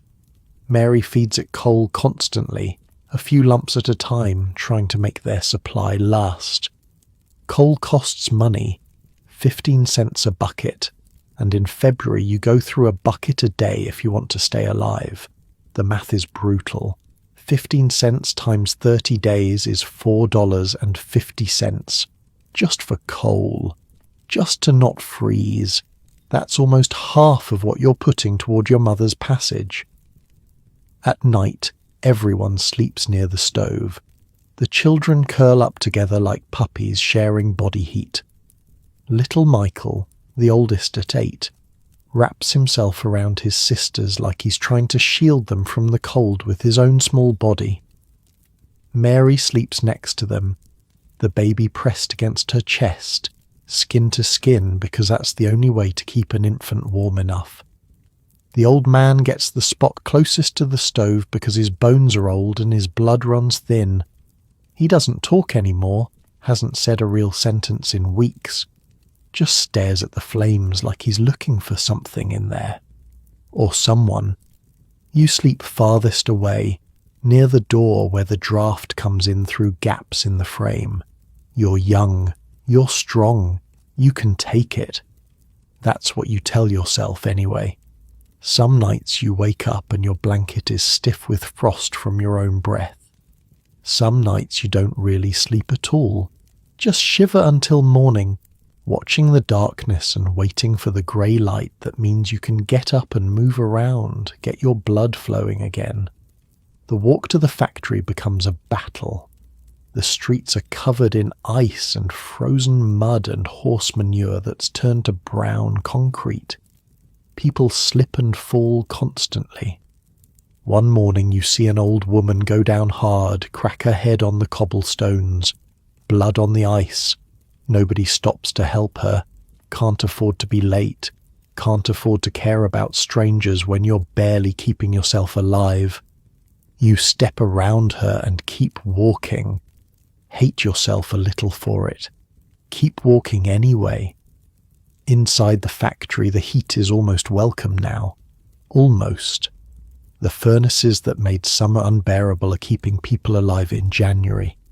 Workers crowd around them during breaks, holding out their hands, trying to absorb enough warmth to make it through the next few hours. Tommy shows up one morning with blue lips and shaking hands. His coat is too thin. His shoes have holes in them. He's been wearing the same clothes since fall, and fall clothes aren't made for February. You give him your scarf. It's not much, just a piece of wool that Mary knitted from scraps, but it's something. He tries to give it back. Keep it, you say. I'm hot-blooded anyway. It's a lie. You're as cold as anyone. But Tommy's 12 and you're 20, and that has to mean something. 3 days later, a man named O'Brien freezes to death in the building next to yours. They find him in his room, sitting in a chair, eyes open, covered in frost. He'd run out of coal 2 days before and was too proud to ask for help. This is what winter means in the tenements. Not snowball fights and hot cocoa. Death. Slow, cold, quiet death that comes for anyone who can't keep feeding the stove. But then something happens. It's a Tuesday night in late February when you first see them. You're walking home from the factory, head down, shoulders hunched against the wind, thinking about nothing but getting warm. The streets are dark, lit only by the occasional gas lamp that's more shadow than light. Your feet are numb. Your face is numb. You're moving on pure habit. And then you turn a corner onto Broadway, and you look up. Lights, electric lights. They've installed them all along the street, a string of bright white lights running down the avenue like stars that fell to earth and decided to stay. They're mounted on tall poles, casting pools of brilliance that overlap and merge into a river of light. They're so bright they hurt your eyes after the darkness of the side streets. So bright they cast shadows in every direction at once. So bright you can see the individual snowflakes drifting down from the sky, each one catching the light and sparkling like a tiny diamond before it lands. You've heard about electric lights. Everyone has. Edison's been putting them up all over the city for years now, starting with that power station on Pearl Street back in 1882. Replacing the gas lamps one block at a time. Rich neighbourhoods first, of course. Always the rich neighbourhoods first. But you've never seen them up close. Never stood underneath one and felt its glow on your face like artificial sunshine. It's like magic. Actual magic. Light without fire. Brightness without smoke or oil, or any of the things that light has always required. The glow is steady, unwavering, not like the flicker of gas or candles. It just is. Pure and constant and impossibly bright. You can read by this light. You could read a book, right here on the street, in the middle of the night. You can see colours you couldn't see by gaslight. A woman's dress across the street is red. Actually red. Not the muddy brown that everything becomes by gas lamp. Red. You stand there for maybe 10 minutes just staring up. Your neck hurts from the angle. Your feet are freezing.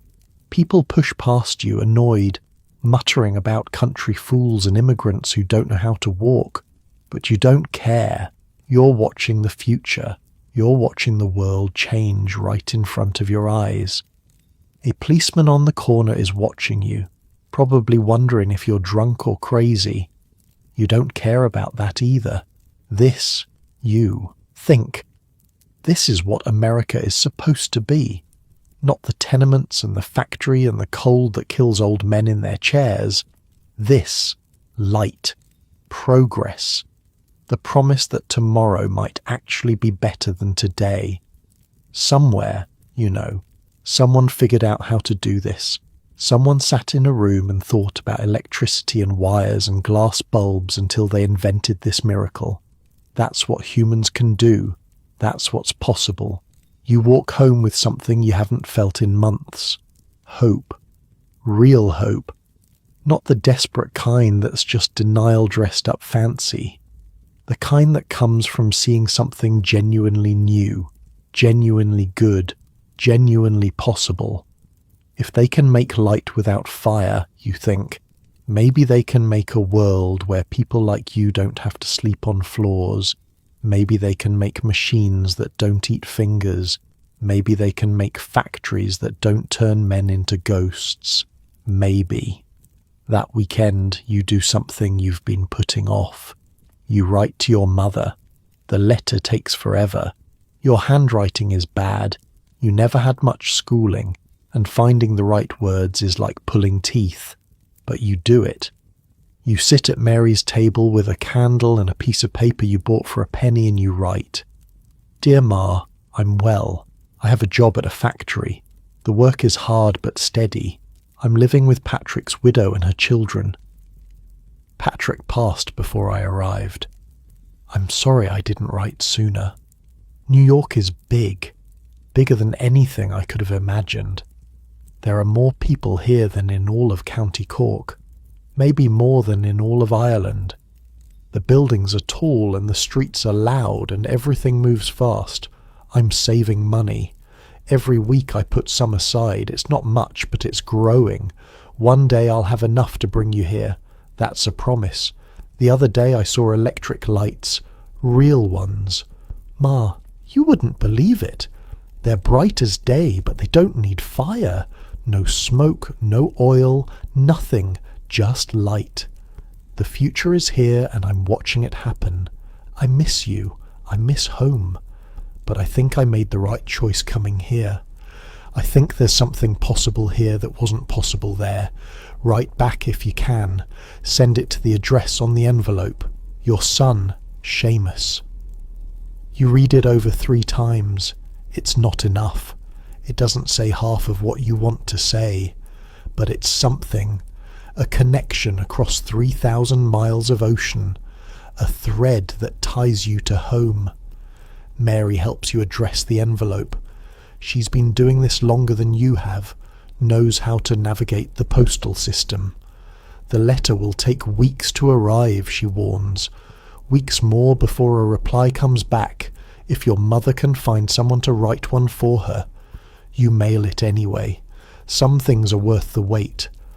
March comes, and with it, something unexpected. The winter is finally loosening its grip.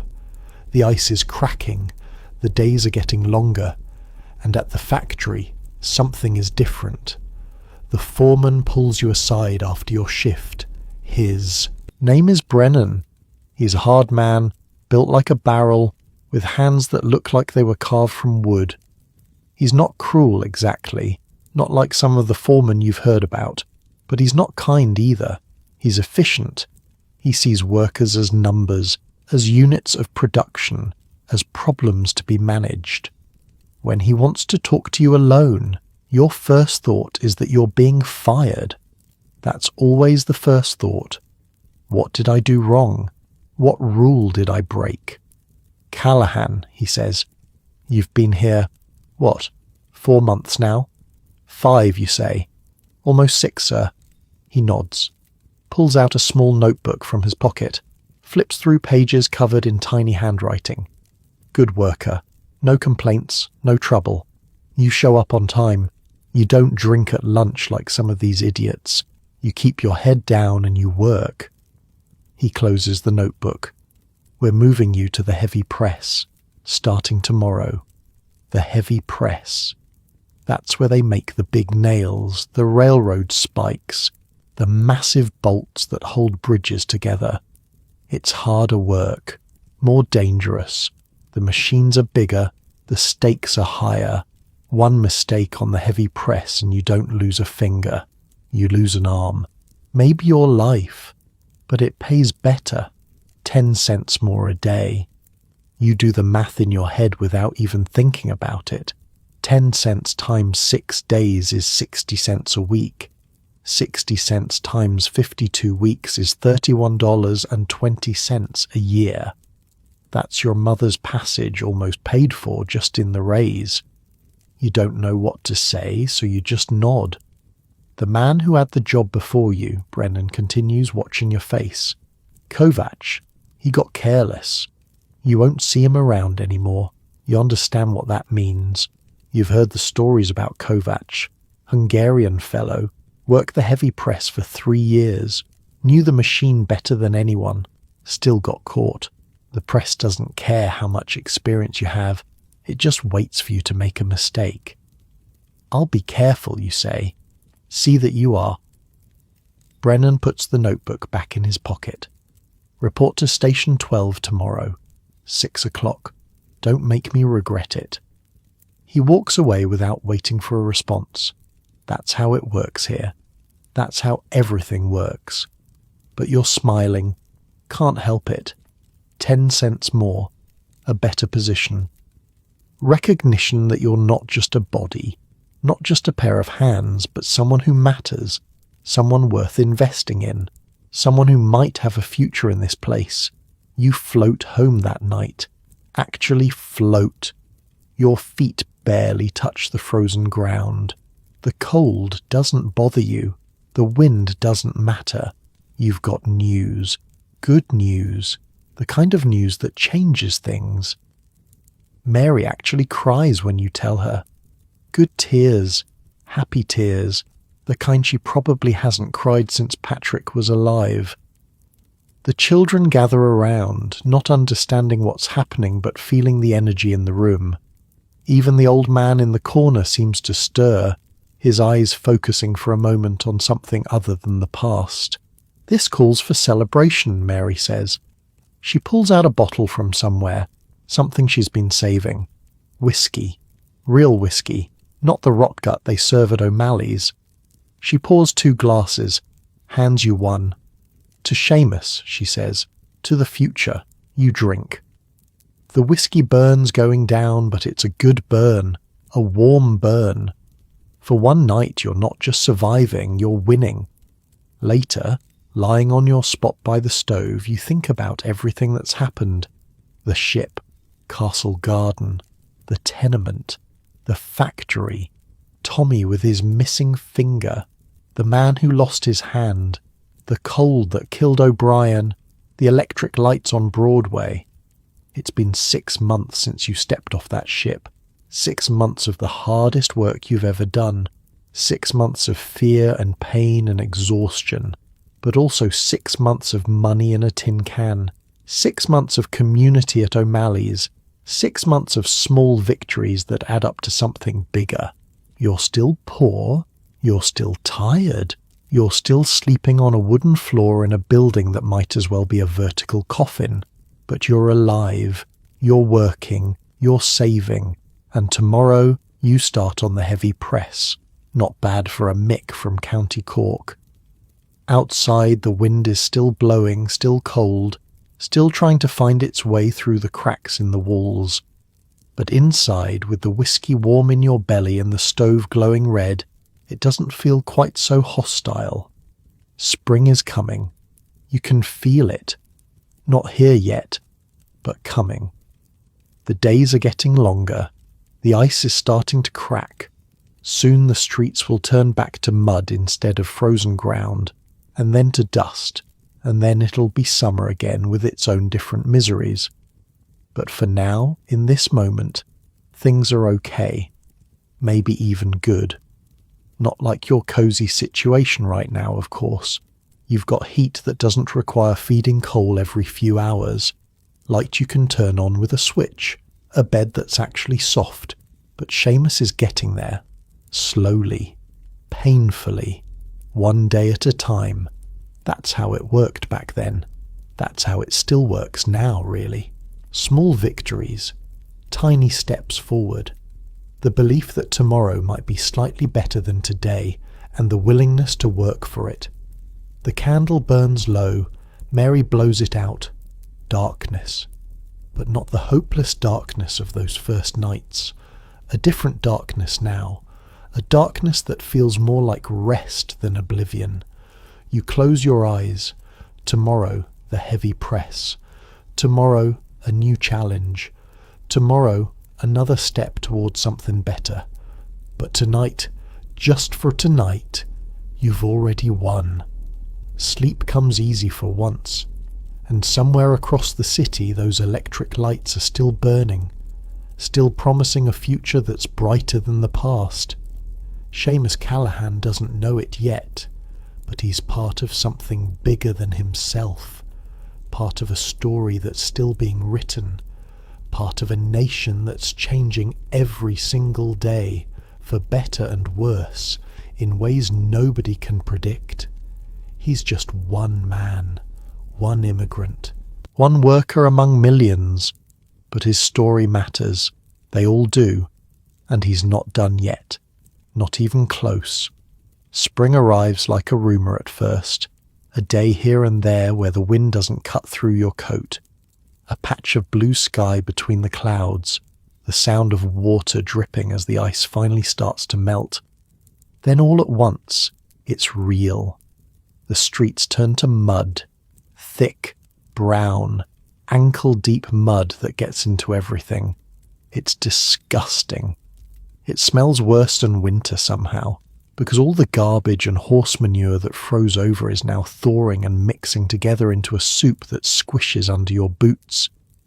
But the sun is warm on your face, and after 5 months of cold that tried to kill you, a little mud feels like a fair trade. Work on the heavy press is harder than the nail line. The machine is bigger, louder, angrier. It takes rods as thick as your thumb and hammers them into spikes that could punch through steel. The rhythm is slower but heavier. Each cycle feels like a heartbeat, like the factory itself is alive and breathing. You're careful, so careful. Every time you feed a rod into the press, you think about Kovac, about the space where his arm used to be, about how fast everything can go wrong. But you're getting good at it. Your hands know the rhythm now. Your body moves without thinking, leaving your mind free to wander, to plan, to dream. The tin can under the floorboard is getting heavier. $23 now. $23.40 to be exact. You count it every Sunday, spreading the coins and bills out on Mary's table, touching each one like a prayer. $7 more and you can send for your mother. Maybe 8 to be safe. A few more months. By summer maybe. By fall for certain. The thought keeps you going through the 12-hour shifts, through the aching muscles and the ringing ears and the exhaustion that seeps into your bones. Every rod you feed into that machine is another step toward bringing her here. In mid-March, something happens that you didn't expect. Tommy finds you at lunch, grinning so wide it looks painful. It's Saturday, he says. You know what Saturday is? Payday. He rolls his eyes. Besides that, Saturday is March 17th. It takes you a second. Then it hits you. St. Patrick's Day. In Ireland, St. Patrick's Day was a holy day.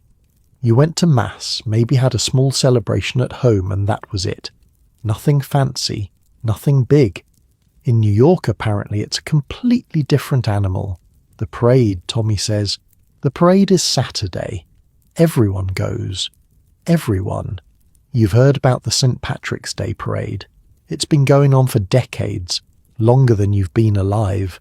Thousands of Irish marching through the streets of New York, showing the city that they exist, that they matter, that they're not going anywhere. You've never seen it, never even considered going. Saturdays are for work, but Tommy's already ahead of you. Flannery arranged it, he says. Half the factory's taking the day. The bosses don't like it, but they can't exactly fire all of us. You think about that, about hundreds of workers just not showing up, about the power that represents, about what it means that Mr. Flannery can make something like that happen. So Saturday morning, instead of walking to the factory, you walk to Fifth Avenue. The crowd is like nothing you've ever seen. Thousands of people, tens of thousands, maybe more. They're packed along the sidewalks 10 deep, spilling into the street, climbing lampposts and fire escapes and perching on window ledges to get a better view. Irish flags everywhere, the green and gold catching the March sunlight, green ribbons pinned to lapels, green hats, green scarves, green everything. Women wearing their best dresses, men in suits they probably can't afford, children sitting on their father's shoulders, waving little flags and shouting, and the noise. God, the noise. Bands playing, different songs overlapping and clashing and somehow making sense together. People singing old songs from the old country, songs you recognize from your mother's kitchen, songs you didn't know you remembered until you heard them again. Children screaming with excitement, vendors shouting, selling green ribbons and paper flags and meat pies and beer. It's like O'Malley's multiplied by 1,000 and then set loose in the streets. It's like all of Ireland got picked up and dropped into Manhattan for a day. You find a spot near 42nd Street, wedged between a family from Donegal and a group of young men who look like dock workers, all of them bigger than you and twice as loud. You wait. The parade starts like a river. Slow at first, barely a trickle, then building into a flood. Men in suits marching in formation. The ancient order of Hibernians with their banners and their medals. Fire brigades with their gleaming red wagons, the horses decorated with green plumes. Police officers, Irish cops who made it onto the force through Tammany connections, walking proud in their blue uniforms, proof that an Irishman can wear a badge in this city. Then the workers, thousands of them, dock workers with their hook-scarred hands, factory workers with their bent backs and missing fingers, construction workers burned brown by the sun, rail workers, canal diggers, men who spend their lives building this city, now marching through it like they own it. Because today, maybe they do.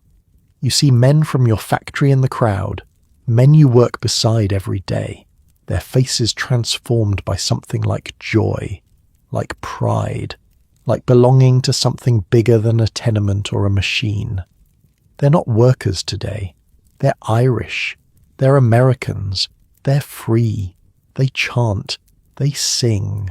They wave flags and banners with union slogans, words about 8-hour days and fair wages and dignity for workers. The Knights of Labour banner passes by, then the AFL, then groups you don't recognise but understand anyway. Nobody stops them. Nobody arrests them. The cops on the corners are Irish too, cheering along with everyone else. For one day at least, the workers are allowed to dream out loud, to demand out loud, to exist out loud. You watch for hours. Your feet hurt. Your stomach is empty. You don't care. This is what community looks like. This is what power looks like when ordinary people stick together. This is what your cousin Patrick was part of, what Mr. Flannery is part of, what you're becoming part of whether you meant to or not. By late afternoon, the parade is winding down. The crowds are dispersing, heading to saloons and dance halls to continue the celebration. Tommy disappeared hours ago, swept away by some friends from his block. You're about to head home when someone bumps into you. Sorry, a voice says. A woman's voice. You turn. She's about your age, maybe a year or two younger. Red hair pinned up under a green ribbon, freckles across her nose, eyes that are somewhere between blue and green, like the sea on a cloudy day. She's beautiful. Not in the untouchable way of the woman in the carriage with the little dog. Beautiful in a real way, in a way that makes your chest tight. My fault, you managed to say. Wasn't watching where I was standing. She smiles. You're from the old country. I can hear it. Cork, you say. Galway, she says. Came over 3 years ago with my parents. You? 6 months. Give or take. She nods like this makes sense, like she remembers what 6 months felt like. I'm Bridget, she says. Bridget O'Connor, Seamus Callahan. She sticks out her hand, which surprises you. Women don't usually shake hands, but Bridget O'Connor apparently does what she wants. Her grip is firm, her hand is rough, calloused. Working hands, like yours. You work? You ask. She raises an eyebrow. What? Women can't work? No, I just meant... She laughs. Relax, Callahan. I'm teasing. I work at a garment factory on Hester Street, sewing shirts, 12 hours a day, same as you probably. Same as everyone, you say. Same as everyone, she agrees, but not today. Today's for being Irish. She glances at the dispersing crowd. Some of us are going to a dance hall on Bowery, she says. Murphy's place. You know it? You don't. You shake your head. You should come. It's St. Patrick's Day. You shouldn't spend it alone. You think about the tenement, about Mary and the children and the floor you'll sleep on tonight, about the money you're saving and the mother you're trying to bring over and all the responsible, practical, sensible things you should be doing. Okay, you say. I'll come. Bridget smiles. That smile does something to your chest, something you don't have a word for. Murphy's, she says. Bowery and Grand. 8 o'clock. Don't be late." And then she's gone, swallowed by the crowd, leaving you standing on Fifth Avenue with your heart beating faster than it has any right to. You go to the dance. Murphy's is a basement hall with a low ceiling and sawdust on the floor and a band in the corner playing jigs and reels that make your feet want to move even if you don't know how to dance. You don't know how to dance. Not really. But neither does anyone else, it turns out. They just move. They stomp and spin and grab partners and let the music carry them wherever it wants to go. Bridget finds you near the door, too nervous to go in properly. "You came," she says. "Said I would." She grabs your hand. "No more standing around. Come on." The next few hours are a blur. The music is loud and fast and somehow also sad, like all Irish music. The beer is cheap and plentiful. People are laughing, singing, shouting stories at each other over the noise. You dance with Bridget, or something like dancing. She leads mostly because you have no idea what you're doing. She doesn't seem to mind. She laughs when you step on her feet, which is often. "Tell me about Cork," she says during a slower song. "What do you want to know?" "Everything. What it looked like. What it smelled like. What you miss." So you tell her about the green hills and the grey skies and the smell of peat smoke, about your mother's cottage and the neighbours you grew up with, and the church where you were baptised, about leaving, about the ship, about arriving in a city that didn't want you but needed you anyway. She listens, really listens, not just waiting for her turn to talk, but actually hearing you. When you finish, she's quiet for a moment. "I miss Galway," she says finally, "every day. But I wouldn't go back. There's nothing there anymore. No work, no future. At least here." She shrugs. "At least here there's a chance." You think about that. About chances. About futures. "Do you ever wonder?" you start to ask. But the music picks up again and the moment passes. Later, walking home through streets that are still echoing with celebration, you think about Bridget O'Connor from Galway, about her red hair and her working hands and the way she said your name. You're not thinking about the factory. You're not thinking about your mother's passage money or the heavy press or the tin can under the floorboard. You're thinking about the possibility that there might be more to life than just surviving. That maybe, somewhere in this loud and dirty and dangerous city, there's room for something like happiness. It's a dangerous thought. Happiness is expensive. Happiness requires things you can't afford, but you think it anyway. The next morning, Sunday, you walk to the Brooklyn Bridge. You've been meaning to see it for months. Everyone talks about it. The eighth wonder of the world, they call it. The greatest engineering feat of the age. A bridge that took 14 years to build and killed at least 20 men in the process. It opened 3 years ago, in 1883. The day it opened, thousands of people walked across it, and one woman got crushed in a stampede when someone shouted that the bridge was collapsing. It wasn't. It was just fear. Just people being afraid of something new. You pay the penny toll and start walking. The bridge stretches ahead of you like a road into the sky. Stone towers rising up on either side, massive and solid, strung with cables as thick as your arm. Below you, the East River churns grey and cold, dotted with boats and ferries. You walk to the middle and stop. Look back at Manhattan. Look forward at Brooklyn. From up here, the city looks different. Smaller somehow, but also grander. You can see the tenements of the Lower East Side, the smokestacks of the factories, the spires of churches. You can see the new buildings going up, 5 stories, 6 stories, reaching higher every year. This bridge was impossible once. Everyone said so.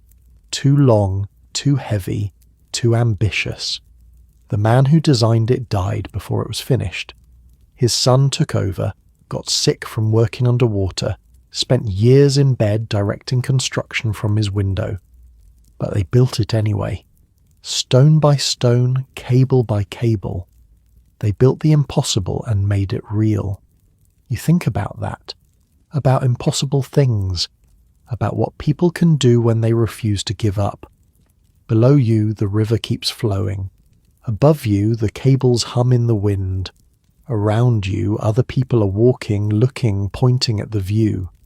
For a moment, just a moment, you feel like you're part of something bigger than yourself.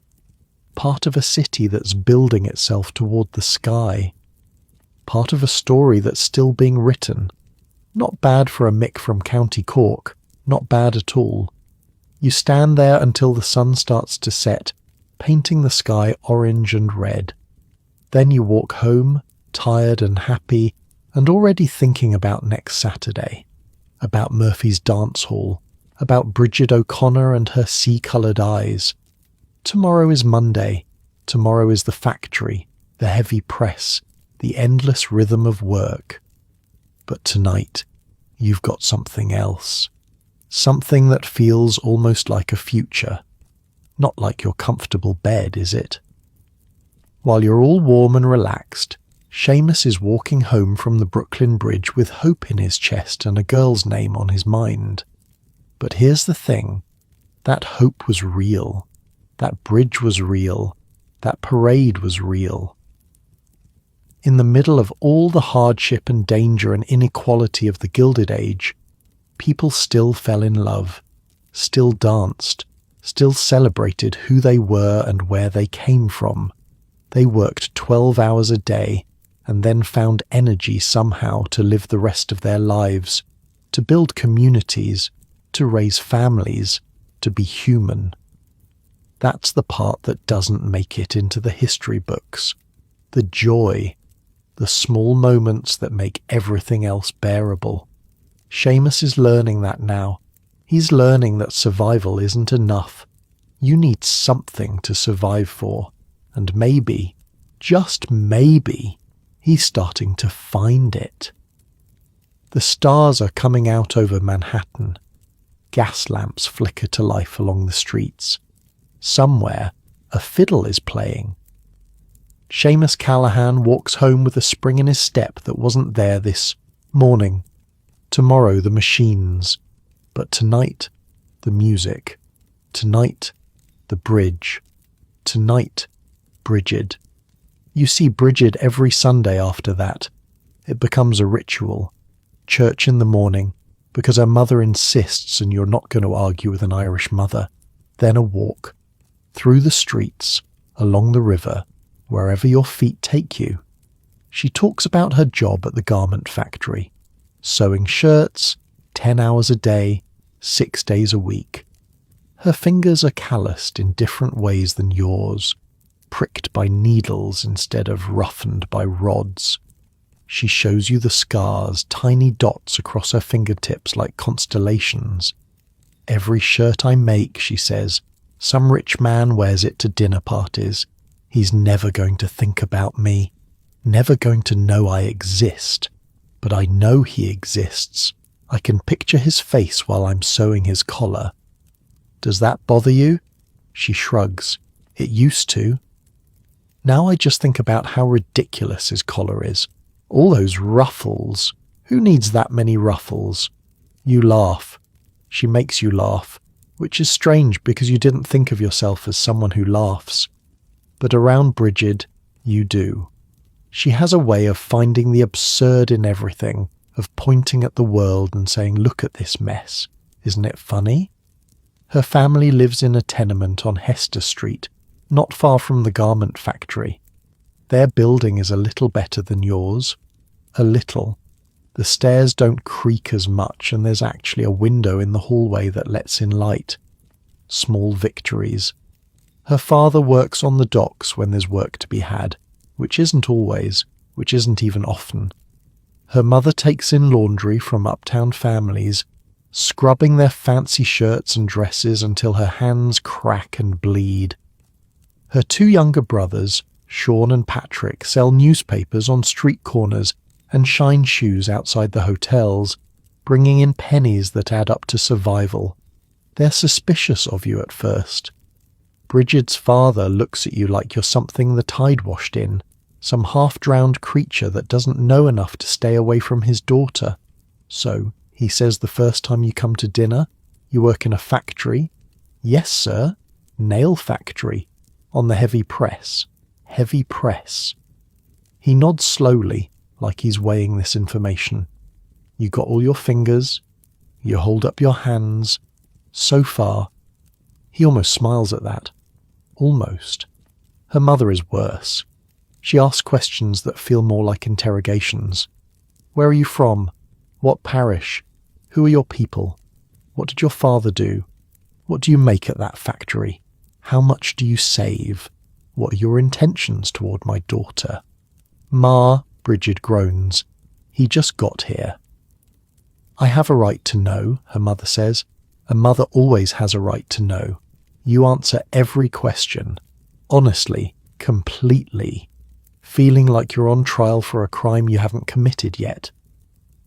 Mrs. O'Connor listens with narrowed eyes, weighing each response, looking for lies or weakness. By the time dinner is over, you're exhausted. You've been interrogated by officials at Castle Garden who were less thorough than this woman, but you pass whatever test they're giving. By the third Sunday dinner at their table, Mr. O'Connor is pouring you whiskey and telling stories about Galway, about the fishing boats and the storms and the girl he fell in love with 40 years ago. By the fifth, Mrs. O'Connor is asking when you're going to make an honest woman of her daughter. Ma, Bridget says, mortified, her cheeks turning red. We've known each other 2 months. I knew your father 2 weeks before we were engaged, Mrs. O'Connor says, completely unfazed. 2 weeks. And look at us now. Mr. O'Connor raises his glass. 30 years of her telling me what to do. Best years of my life. Mrs. O'Connor swats his arm, but she's smiling. The whole table laughs. Even you, especially you. Summer comes back around. A year ago you were on a ship, seasick, scared, not knowing what waited for you on the other side of the ocean. Now you're walking these streets like you own them. Not really, of course. You still get lost sometimes. You still feel like a foreigner in ways you can't explain. But the city doesn't terrify you anymore. It's just home. Loud, dirty, crowded home. The heat returns, and with it, all the smells you forgot about during winter. The garbage ripening in the gutters, the horses and their endless contributions to the streets, the tenements baking in the sun, the air inside so thick you could cut it with a knife. The factory is brutal again. The furnaces that saved you in February are trying to kill you in July. Men pass out at their stations. They drag them outside, splash water on their faces, send them back to work. Tommy's grown an inch since you met him. He's 13 now, though he lies and says 14 to anyone who asks. He's got a girl, he tells you, a girl named Anna who works at the match factory on the east side. Her fingers glow in the dark, Tommy says, from the phosphorus. She showed me. That doesn't sound healthy, you say. Tommy shrugs. Nothing's healthy. At least she's pretty. He's got a point. In August, something happens that you've been dreaming about for almost a year. You count the money in the tin can. You've been counting it every week, watching it grow penny by penny, dollar by dollar. But this time, when you're done counting, you count again. And then again, just to be sure. $32.15. You stare at the pile of coins and crumpled bills spread out on Mary's table. The candlelight catches the edges of the silver, makes it glow. That's enough, Mary says quietly. She's been watching you count. That's enough for passage. For your mother. You don't say anything. Can't say anything. Your throat is tight and your eyes are burning, and if you open your mouth you might start crying, which would be embarrassing and also unstoppable. Mary puts a hand on your shoulder. Patrick would be proud of you, she says. You know that, right? He'd be proud. You nod. Swallow hard. Blink until the burning goes away. The next morning you go to a shipping company on South Street. A man behind a desk looks at you like you're wasting his time until you pull out the money. Then he looks at you differently. One passage you say, Queenstown to New York. The name is Callahan. Margaret Callahan. He writes it down, takes your money, hands you a receipt. The next ship leaves in 3 weeks, he says. She'll need to get to Queenstown by then, and she'll need this. He hands you a ticket. Guard it with your life. You walk out of that office holding the ticket like it's made of gold. Because it is, really. It's months of work and sweat and sacrifice turned into a piece of paper that's going to bring your mother across an ocean. You write to her that night. The longest letter you've ever written. Explaining the ticket. Explaining how to get to Queenstown. Explaining what to expect when she arrives. You tell her about Castle Garden, about the questions they'll ask, about how to find you afterward. You tell her about the city, about the noise and the smells and the way the buildings block out the sky, about the factory and the heavy press and the men you work with, about Mary and her children and the floor you sleep on. You tell her about Bridget. There's a girl, you write. Her name is Bridget O'Connor. She's from Galway. She makes me laugh. I think you'd like her. You think about crossing that last part out. It feels like too much, too soon, too something. You leave it in. The weeks between sending the letter and waiting for the ship are the longest of your life. You can't stop thinking about everything that could go wrong. What if your mother can't get to Queenstown in time? What if she gets sick on the voyage? What if something happens and she doesn't arrive and you've spent all that money for nothing? You work, you eat, you sleep. You see Bridget on Sundays and try not to be a nervous wreck. She knows what you're going through. She remembers her own crossing, the fear of it, the way the ocean seemed endless. She'll make it, Bridget says. The O'Connors are tough. The Callahans are probably tougher. How do you know? Because you made it, and you came alone. She'll have the ocean at her back and you waiting at the end. That's more than most people get. You hold on to that. In early September, a year and 1 week after you arrived in New York, you go back to Castle Garden. The place looks different now, smaller somehow, less terrifying. When you came through here a year ago, it felt like the entrance to another world. Now it just looks like a building full of tired people. But for the passengers on today's ship, it's still everything. It's still the door to a new life. The ship is called the Bothnia.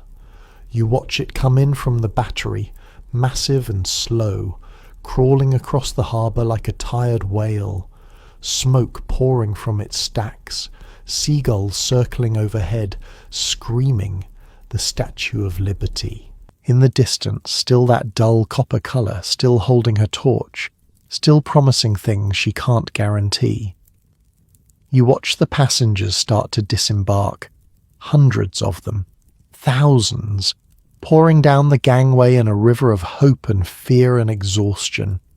They look like you looked a year ago, pale and thin and scared and determined, clutching bags and children and whatever small pieces of home they managed to bring. You wait by the processing area. You're not supposed to be here, technically, but Tommy told you about a guard who can be bribed, and $1 got you through the gate. You scan the faces, old women, young men, families with crying babies, a priest in his black cassock, 2 children holding hands, alone, nobody meeting them. You look for grey hair and a green shawl and the face that sang you to sleep when you were small. The minutes stretch. The crowd keeps coming. Your heart is pounding so hard you can feel it in your throat. What if she didn't make it? What if she got sick? What if something happened on the crossing? And then you see her. She's in the middle of a crowd of women moving slowly, leaning on a cane you don't remember her having. She looks older than you remember, smaller somehow, frailer. The crossing was hard on her, you can tell. She's thin and pale, and her clothes hang loose on a frame that used to be stronger. But her eyes are the same, scanning the crowd, looking, searching. And then they find you. The same eyes. Your eyes. The eyes that watched you take your first steps, that cried when you left, that you've been dreaming about for a year. She doesn't run. Neither do you. You walk toward each other through the chaos, through the pushing bodies and crying children and overwhelmed officials. The crowd seems to part around you, or maybe you just don't notice it anymore. You meet in the middle. Ma, you say. Your voice cracks on the word. She reaches up and touches your face. Her hand is cold, thin. You can feel the bones beneath the skin, but her touch is the same, gentle, wondering. My boy, she says, look at you. You're so tall now. You're a man. You want to say something important, something that captures everything you've felt for the past year, everything you've been through, everything you've been saving for, all those rods fed into machines, all those nights on the floor, all those dollars in the tin can. But all you can do is hold her. She holds you back, tight, like she's afraid you might disappear, like she's making sure you're real. Around you, the crowd keeps moving, the city keeps churning, the machines keep running, and the ships keep coming, and the whole brutal, beautiful mess of America keeps grinding forward. But for this one moment, none of it matters. You're just a boy holding his mother, a son and a mother, together again after an ocean and a year, a family made whole again. The walk back to Orchard Street is slow.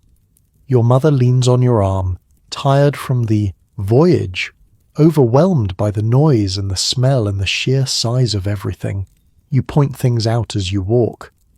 That's a streetcar, Ma. Those are electric lights. That's the Brooklyn Bridge, see? Over there. She nods but doesn't really see. She's too tired, too in shock.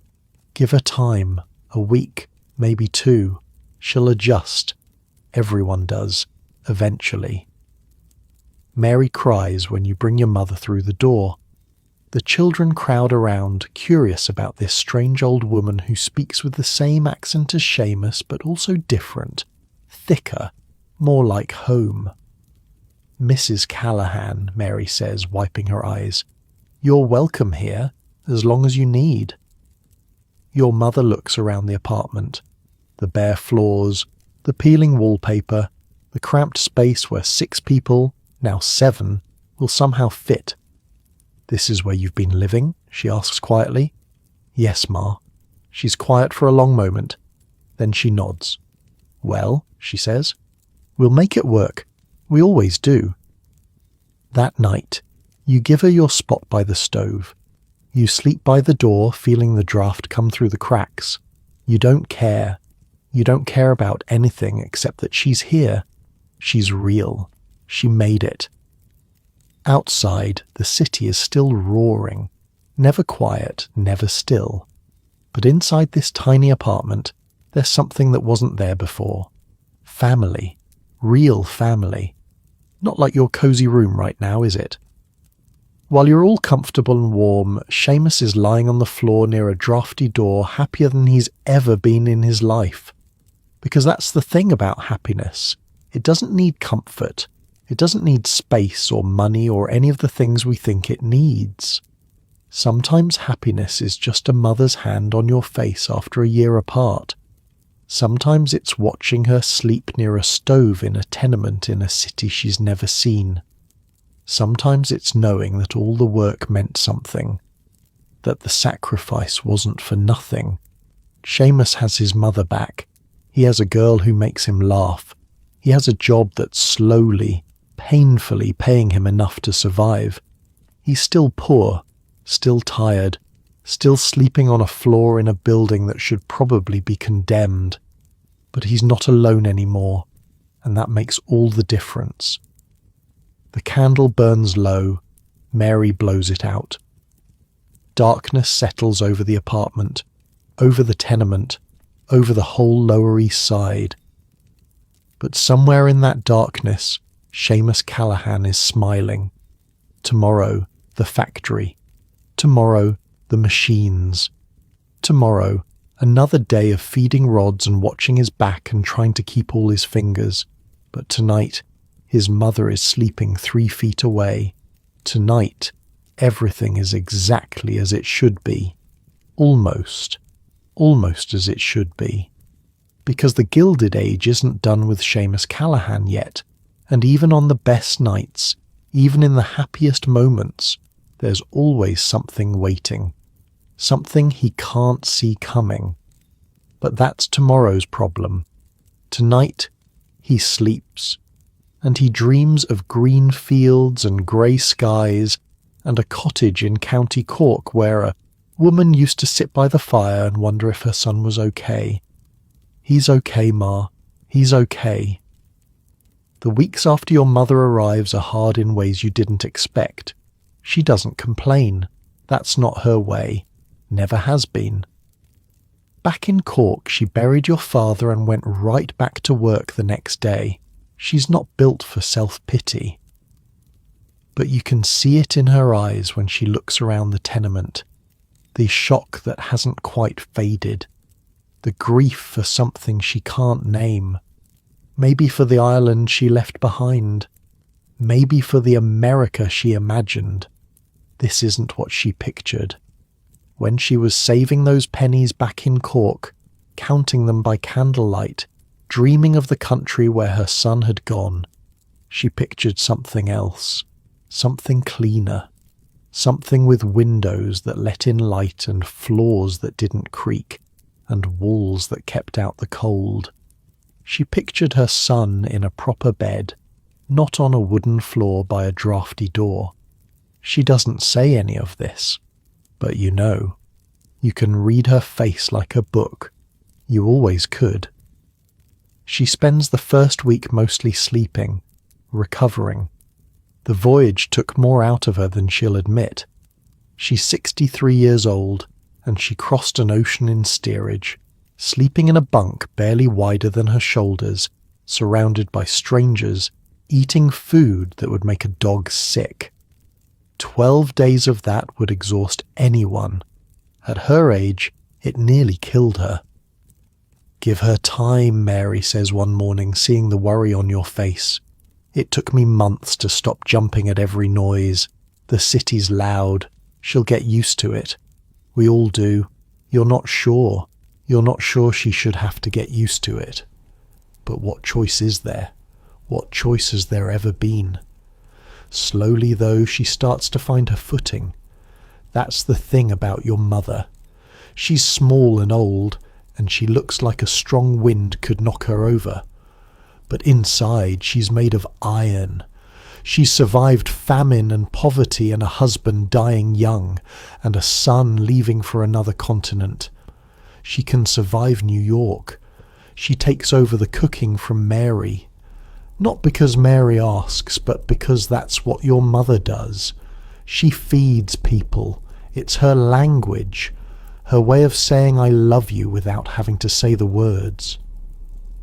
The watery potato soup becomes something thicker, richer, flavoured with herbs she finds at the street markets and stretches further than you thought possible. She works miracles with scraps, the way she always has. She mends clothes, everyone's clothes.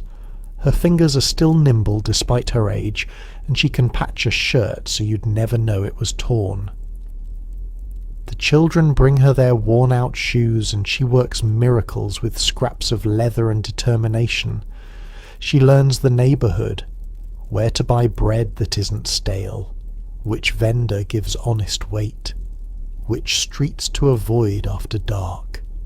She makes friends with the Italian woman downstairs and the Jewish family across the hall, communicating in a language that's mostly gestures and smiles. She goes to Mass every morning. St. Patrick's on Mulberry Street, walking there before dawn and back again before you leave for work. She lights candles for your father, for Patrick, for everyone she left behind and everyone she's found. One Sunday in October, you bring Bridget to meet her. You've been nervous about this for weeks. Your mother has opinions, strong opinions, and she's not shy about sharing them.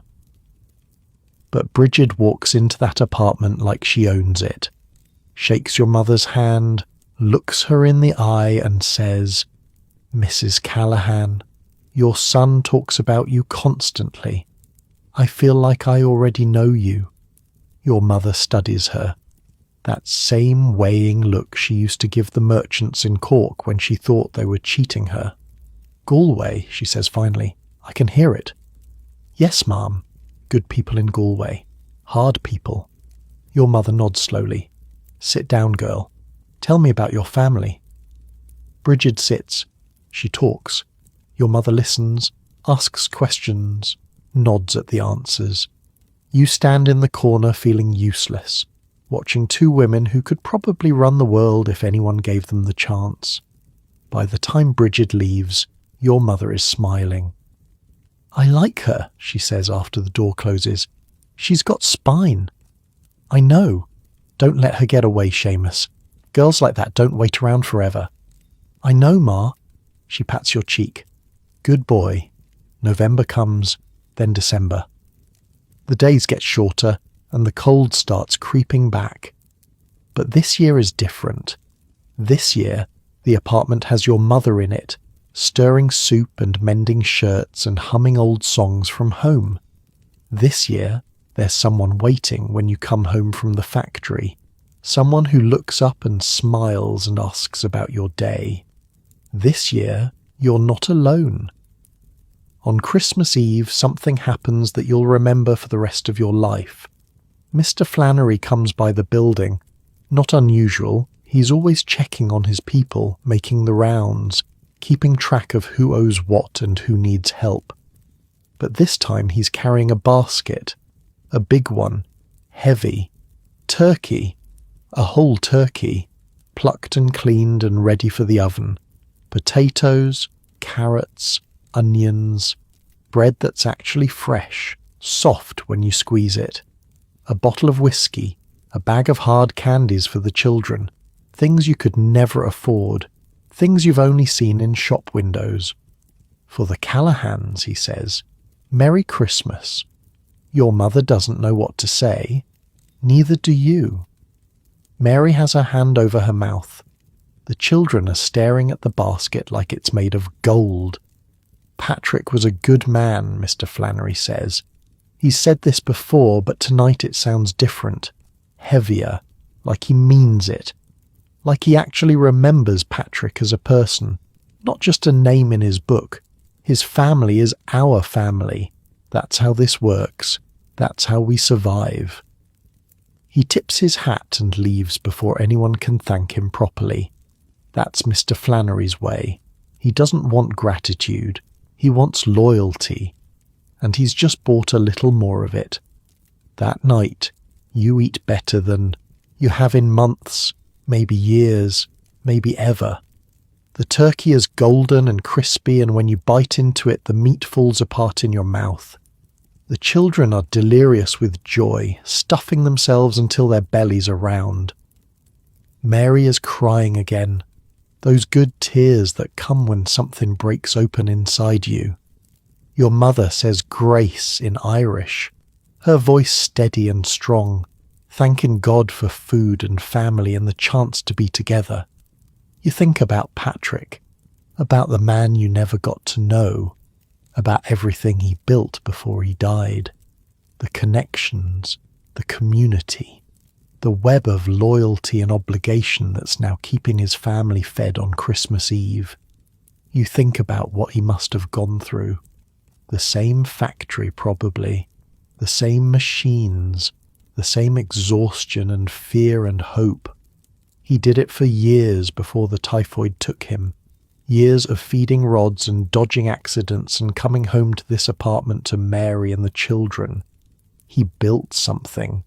Even if he didn't live to see it, he built something that lasted. This is the Gilded Age. Not the mansions on Fifth Avenue. Not the balls where millionaires spend more on flowers than you make in a year. Not the carriages with the dogs wearing ribbons. This. A basket of food on Christmas Eve, a ward boss who remembers the people who showed up for him, a community that takes care of its own because nobody else will. It's not perfect. It's not fair. It's built on favours and votes and a system that's corrupt right down to its bones. Tomorrow Mr. Flannery will expect something in return. Tomorrow the machine will keep grinding, but tonight it's keeping you fed. Tonight, it's giving your mother a Christmas dinner in a new country. Tonight, it's real, and it's warm, and it's yours. After dinner, after the children are asleep and Mary and your mother are talking quietly by the stove, you step outside. The city is quiet for once. Snow is falling, soft and steady, covering the garbage and the mud and all the ugly things. The gas lamps glow yellow through the white. Somewhere, church bells are ringing. You think about everything that's happened since you stepped off that ship. The fear, the confusion, Castle Garden and the dead horse in the street and the tenement that smelled like despair. The factory, the machines, Tommy with his missing finger, the man who lost his hand, the heat and the noise and the rhythm that got into your bones, the cold that killed O'Brien, the electric lights on Broadway, the Brooklyn Bridge stretching toward the sky, the parade, Murphy's dance hall, Bridget O'Connor and her sea-coloured eyes, your mother's face in the crowd at Castle Garden, the way she touched your cheek and called you a man. 1 year, 365 days. It feels like a lifetime. It feels like a moment. You're still poor. You're still tired. You're still sleeping on a floor in a building that should have been condemned years ago. But you're not the same person who got off that ship. You're harder now. Tougher. You know things about survival that the boy from Cork never imagined, and you're not alone. That's the part that matters most. You have Mary and the children. You have your mother. You have Bridget. You have Tommy and the men at O'Malley's, and even Mr. Flannery in his own corrupt way. You have a community, a place where you belong. The snow keeps falling. The bells keep ringing. The city keeps breathing, slow and steady like a sleeping giant. You go back inside. The apartment is warm. The stove is glowing. Your mother is already asleep in her spot, snoring softly. Mary is banking the fire for the night. "Merry Christmas, Seamus," she says. "Merry Christmas, Mary." You find your spot by the door. The floor is hard, familiar. The draft comes through the cracks, cold against your face. But you don't mind. Not tonight. Tonight everything is exactly as it should be. Tomorrow will bring more work, more struggle, more of the endless fight to survive in a city that doesn't care if you live or die. There will be more accidents at the factory, more friends lost to machines and disease and poverty, more battles between workers and bosses, between the people who have everything and the people who have nothing. The Gilded Age isn't over, it's barely begun. But that's tomorrow. Tonight, on this Christmas Eve in 1887, Seamus Callahan closes his eyes and lets himself rest. He thinks about Bridget, about asking her to marry him someday, about the life they might build together, about children of their own, born American, born free, born into a world that's slowly, painfully getting better. He thinks about his mother, about how she sold eggs and mended clothes for 2 years just to give him a chance, about how she crossed an ocean at 63 because her son sent for her, about how she's sleeping peacefully 3 feet away, finally warm, finally safe. He thinks about Patrick, about all the Patricks, all the Seamuses and Marys and Bridgets, all the people who came to this country with nothing but hope, who worked themselves into early graves, who never saw the future they were building but built it anyway. Millions of them, pouring off ships for decades, filling the tenements and the factories and the streets, building the bridges and the railroads and the buildings that rich men would put their names on. Their sacrifices weren't for nothing, can't be for nothing. Every nail Seamus makes becomes part of something larger. Every dollar he saves, every vote he casts, every time he shows up at a union meeting or a parade or a Sunday dinner with Bridget's family, he's adding one more brick to a wall that will take generations to finish.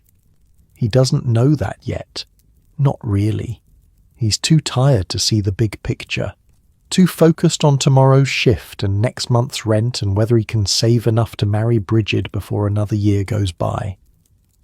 But someday, someone will look back at all of this, at the tenements, and the factories and the 12-hour days, at the children working machines and the men dying for pennies, at the whole bloody, brutal, beautiful mess of the Gilded Age, and they'll understand. This is how it started. This is how it always starts, with people at the bottom fighting for something better, with communities coming together because they have to, with small victories that add up, over decades, over generations, into something that looks almost like progress. The Gilded Age will end, the reforms will come, the unions will grow stronger, the children will go to school instead of factories, the days will get shorter, and the wages will get higher, and the tenements will eventually come down. Someday, people will work 8 hours instead of 12. They'll have weekends, they'll have safety regulations and minimum wages, and the right to organise without being beaten by Pinkertons. Seamus won't live to see all of it. Nobody does. Change is too slow for any one lifetime, but it will happen, because people like him made it happen. One day at a time, one fight at a time, one saved dollar and one union vote, and one St. Patrick's Day parade at a time. That's how the world changes, not with speeches from politicians or decisions from judges, with ordinary people refusing to give up. The candle flickers one last time. Mary blows it out. Darkness settles over the apartment, over Orchard Street, over the whole Lower East Side with its million stories, its million struggles, its million dreams. But it's a gentle darkness now, a peaceful darkness, the kind that feels like rest. Seamus Callahan lets his breathing slow, lets his muscles relax, lets the sounds of the city fade into something like silence. And maybe, wherever you are right now, you can let yourself do the same. Let your eyes close if they haven't already. Let your body sink into whatever softness is holding you. Let the story fade and the sleep come, soft and steady like snow falling on a quiet street. You're warm. You're safe. You're exactly where you need to be. Unlike Seamus on his wooden floor, you've got a real bed, a real pillow, heat that doesn't require feeding coal every few hours. You've got all the things that people like Seamus spent their whole lives fighting for, all the small comforts that used to be luxuries, all the progress that was paid for in sweat and blood and sacrifice. That's worth remembering. That's worth being grateful for. But not tonight. Tonight isn't for thinking. Tonight is for sleeping. So let yourself drift. Let the story settle into your bones like warmth. Let Seamus and Bridget and Mary and all the rest of them fade into dreams. They made it through. They always made it through. And so will you. The night is quiet now. The city is sleeping. Somewhere snow is falling on empty streets, covering everything in white. Rest now. You've earned it. Tomorrow will come soon enough, with its own challenges, its own battles, its own small victories. But that's tomorrow. Tonight you sleep, and maybe, just maybe, you dream of a world that's a little bit better than the one you woke up in. That's all any of us can do. That's all any of us have ever done. Good night.